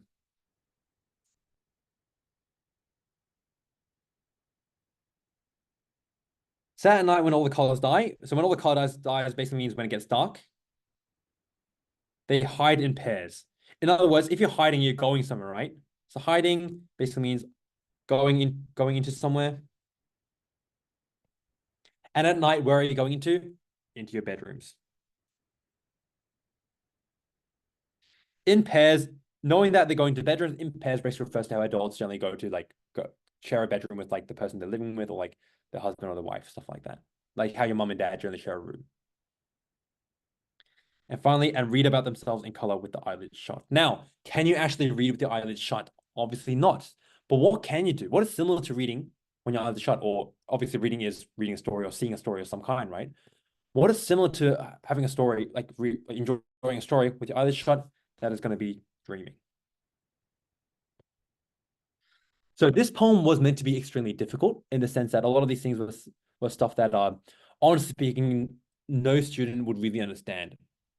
So when it actually comes to questions like poems like this, these selective test creators fully understand the extent of the abilities of a year 6 student, okay? They are not trying to make it too hard so that everyone fails and gets low marks. If they have a very hard poem, there's going to be a commensurate decrease in the difficulty of the questions themselves. In other words, the harder the poem is, the easier the questions will be. And also, the harder the poem is, the less of it you actually need to understand, okay? If something is very, very hard, instead of trying to understand what every single line means, like we talked about earlier, you're instead trying to figure out what hints can you take and what the overall structure is, okay? Because even if you didn't understand what every single one of these verses meant, like for example, you didn't figure out that a Model T is a car or a Caxton is a book, so on and so forth. As long as you understood what they were trying to do, in other words, trying to express things that are on Earth, that was enough for poems like this. That would be enough for you to derive what the main kind of message is, or main kind of thing that's happening is, which is the Martian is describing what is going on Earth and describing it to people back on Mars. Okay, so this will be the final batch of questions for today. So question then, how does the poet describe the Martian surroundings? So Martian surroundings are obviously what they're looking at on Earth, right? And the easy way to look at this is think about the kind of words they use. So if you look at the words they use, and I'll change colors for this, eyes melting, shrieking without pain, soft machine, dim and bookish, stuff like that, haunted apparatus. If these are the kind of words being used, and again, if we imagine ourselves as the Martian, how do we feel looking at all these things? If we're looking at big mechanical birds, if we really take at face value what this guy is saying, big mechanical birds that melt your eyes, adults locking themselves to suffer in silence, stuff like that, soft machine in the ground. Is that really beautiful and inviting? I think if something is beautiful, it wouldn't really melt my eyeballs. So I would say A is quite incorrect because beautiful and inviting are very positive connotations, but again, the way you described it is somewhat negative. For the same reason, we can actually get rid of D.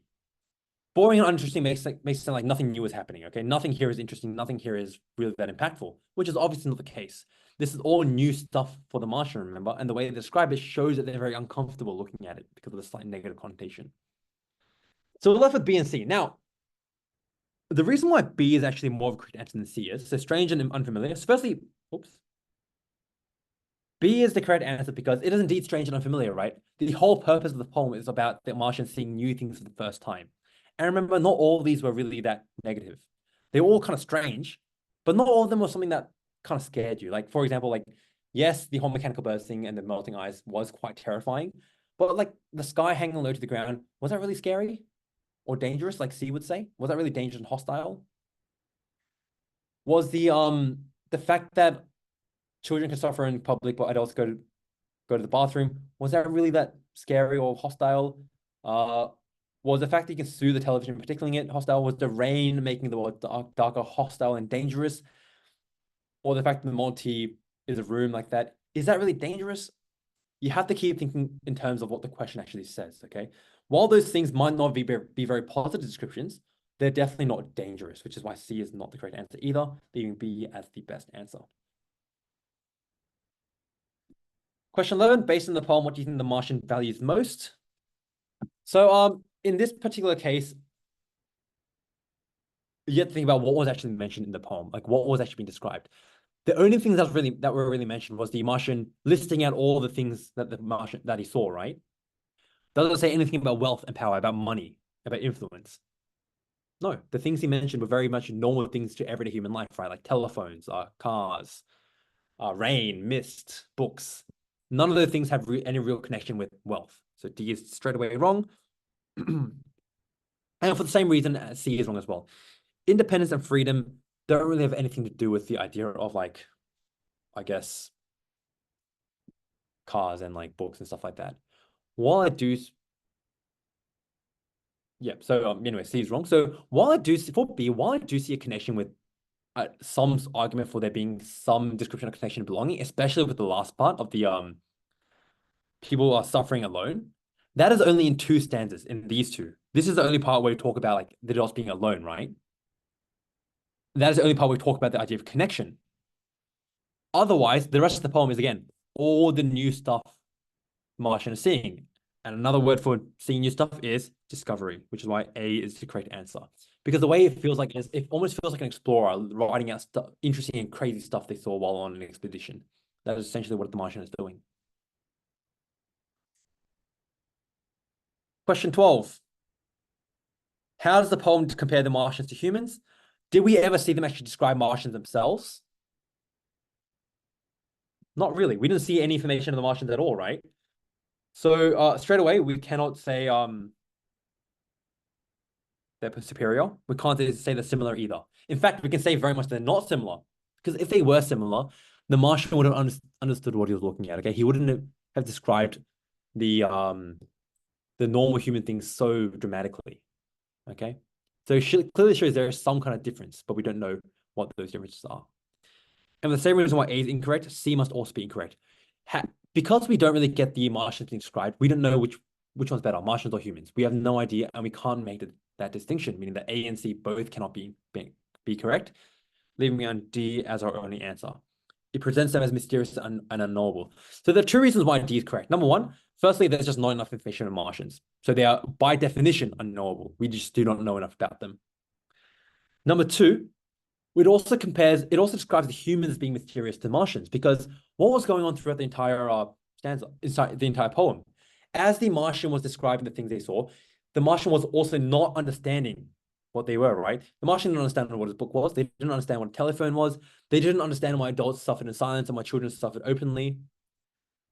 They didn't understand why they locked themselves in the rooms at night, stuff like that. It shows that just as the Martians are unknowable to us, the humans are also unknowable and mysterious to the Martians. In other words, they don't understand each other. All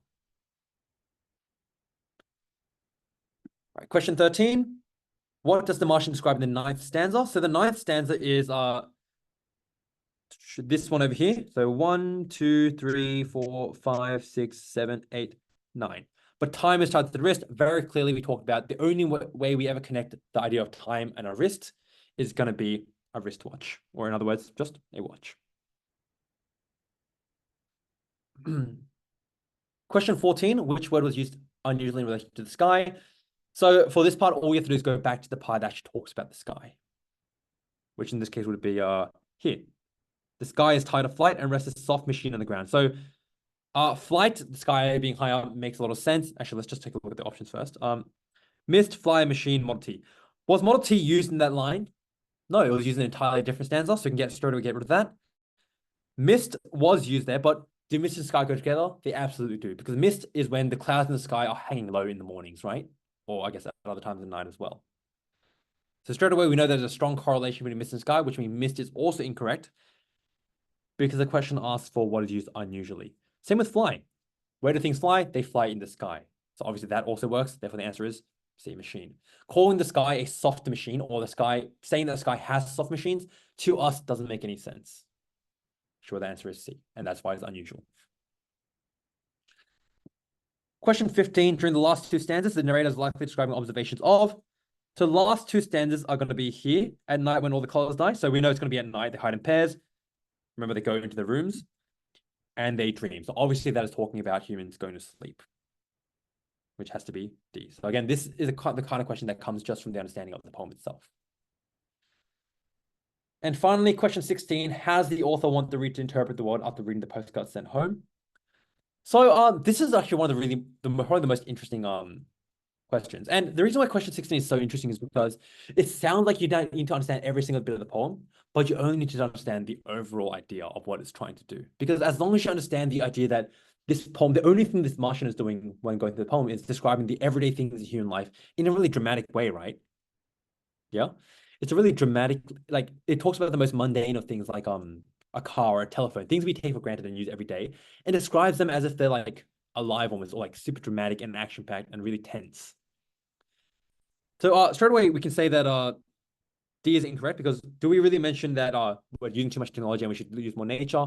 Not really. We don't really talk that much about technology in general. Like that's not the focus. So D is wrong. And we definitely don't talk about nature. So D is wrong. So D is definitely wrong. B says dissatisfaction with the current cultural norms and practices. Do we know what the Martians' current cultural norms and practices are? Not really. Okay. Do we know how they feel about like are we meant to feel like, oh, we should be doing better? Not really, because the way they described the everyday human things like telephones and cars and stuff is they described it dramatically. They didn't describe it as if it was a bad thing or as if it was something we had to improve upon.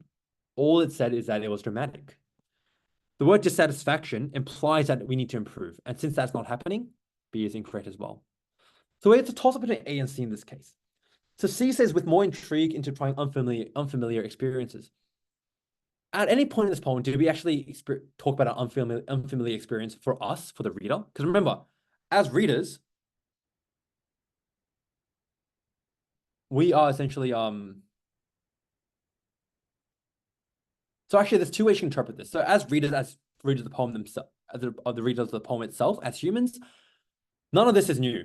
Okay, none of this is anything that's really unfamiliar. So we're not really trying anything new here. Like we all use a telephone before. We've all been in the car, so on and so forth. If we're looking at it from the perspective of the Martians on Mars reading the postcard, are they really, is like flying mechanical birds, soft machines, is that really something that makes them want to try something new? Is that really a positive thing? Not really. So the way the kind of language they use, which was overall a little bit negative, it doesn't really give any indications that the people reading would want to try those things. Okay. Why would Martians want to suffer alone in silence? Why would they want to try that? Why would they want to try having a mechanical bird that perching on their wrist that makes them, or perching on their hand that makes the ice melt? These are not things that Martians will want to try. So because it says it makes them want to try it more, C is incorrect as well, because that doesn't quite make sense. These aren't portrayed in a very positive light. Therefore, the answer must be, oops, sorry, I accidentally picked the wrong one. The answer must be A, with more appreciation for mundane daily activities and items. Because again, from both perspectives, from our perspective, the fact that it's so dramatic to the Martian may sound like we take it for granted too much and we should be spending more time thinking about it.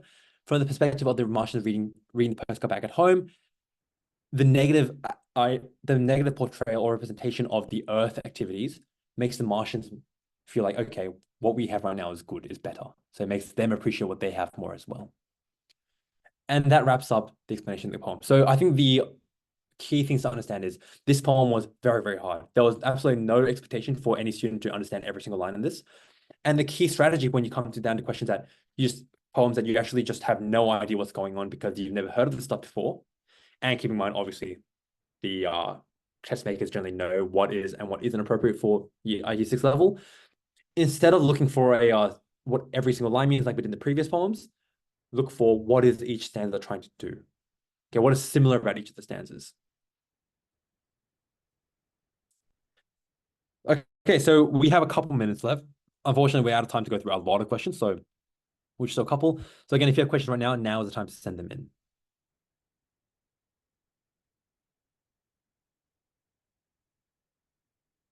So the first question I have is how to understand poetry better, answering questions better, especially with selective tests. So number one, that was kind of the whole point of the seminar. So what our general advice or recommendation for you guys to do after this is, if you guys, hopefully you guys took on board some of the methods we used to analyze the poetry we had on top in front of us here. Obviously, I'm going to be better. I'm as a teacher, I'm generally going to be more equipped to analyze them than you are. But using the methodology and the strategy we talked about during the seminar today, go out and find more poems. Okay, go through past papers you might have done, go through schoolwork you might have done on poetry, stuff like that, and see if you can apply the strategies you've used today or that we've used today to those poems as well, and see how much information you get. Can you go line by line with this poem? Is it a poem where you just can't understand anything? In that case, can you figure out what each stanza is talking about? So on and so forth.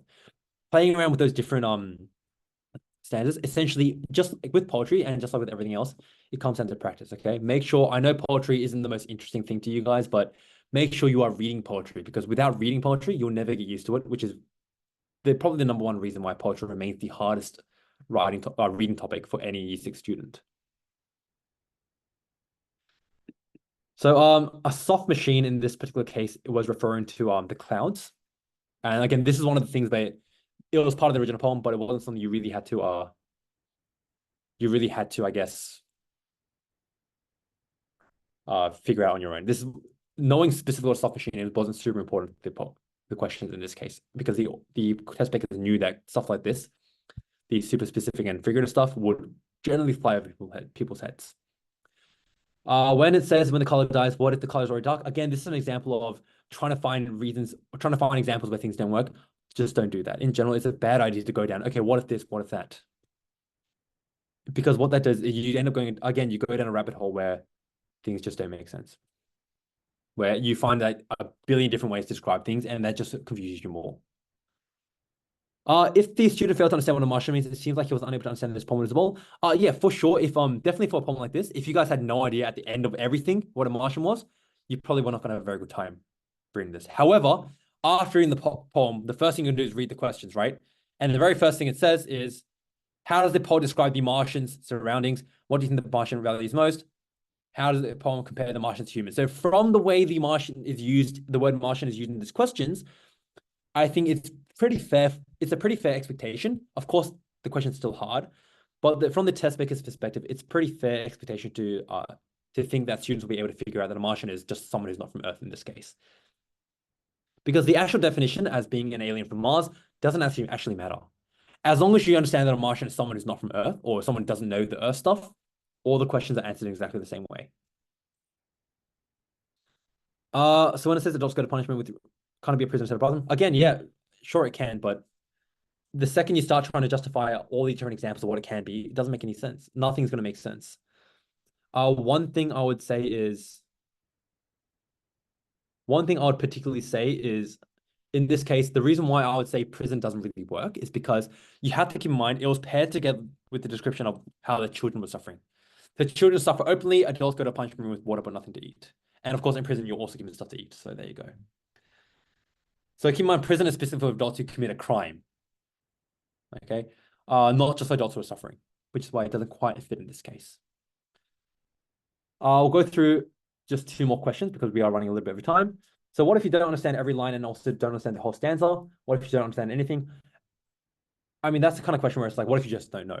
It's same poetry in this question is not unique to poetry. It's the same question you can ask in math. What if I don't know how to do the math question?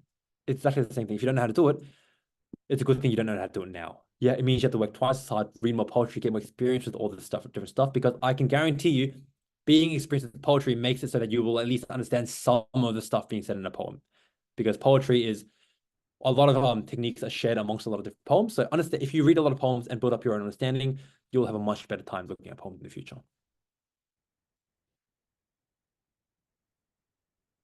So the last question I'll go through is, what are some tips for relating the nonsense to the items? This is a great question, actually, because of course that is generally what you have to do, really understand what the poem was talking about, right?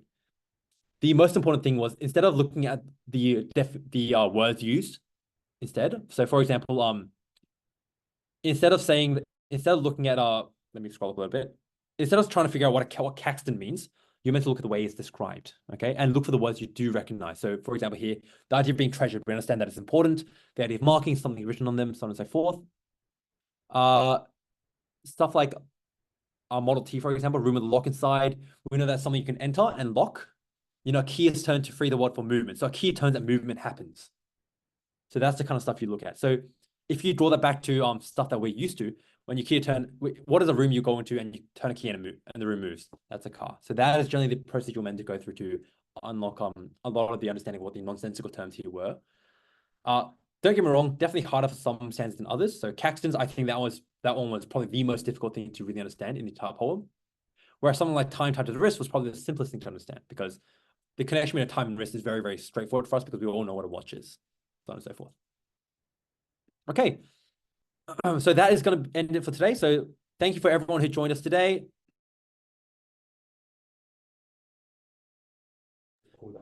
Okay, cool. So again, thank you to everyone who joined us for today. I know you guys I know it was rough sitting here for 2 hours listening to me lecture you guys about poems, and I know you guys aren't, generally speaking, students aren't super interested in poetry in the first place. So again, thank you very much for your attention. I do want to quickly remind you guys that we do have enrollments open for next term, of course, us being Alpha One Burwood. And if you guys be on the lookout for to contact us through our email address or phone numbers or through the QR codes to either register for a trial lesson, or if you have any general inquiries of what we're all about. That'll be for today. You guys head off, and again, thank you for your time.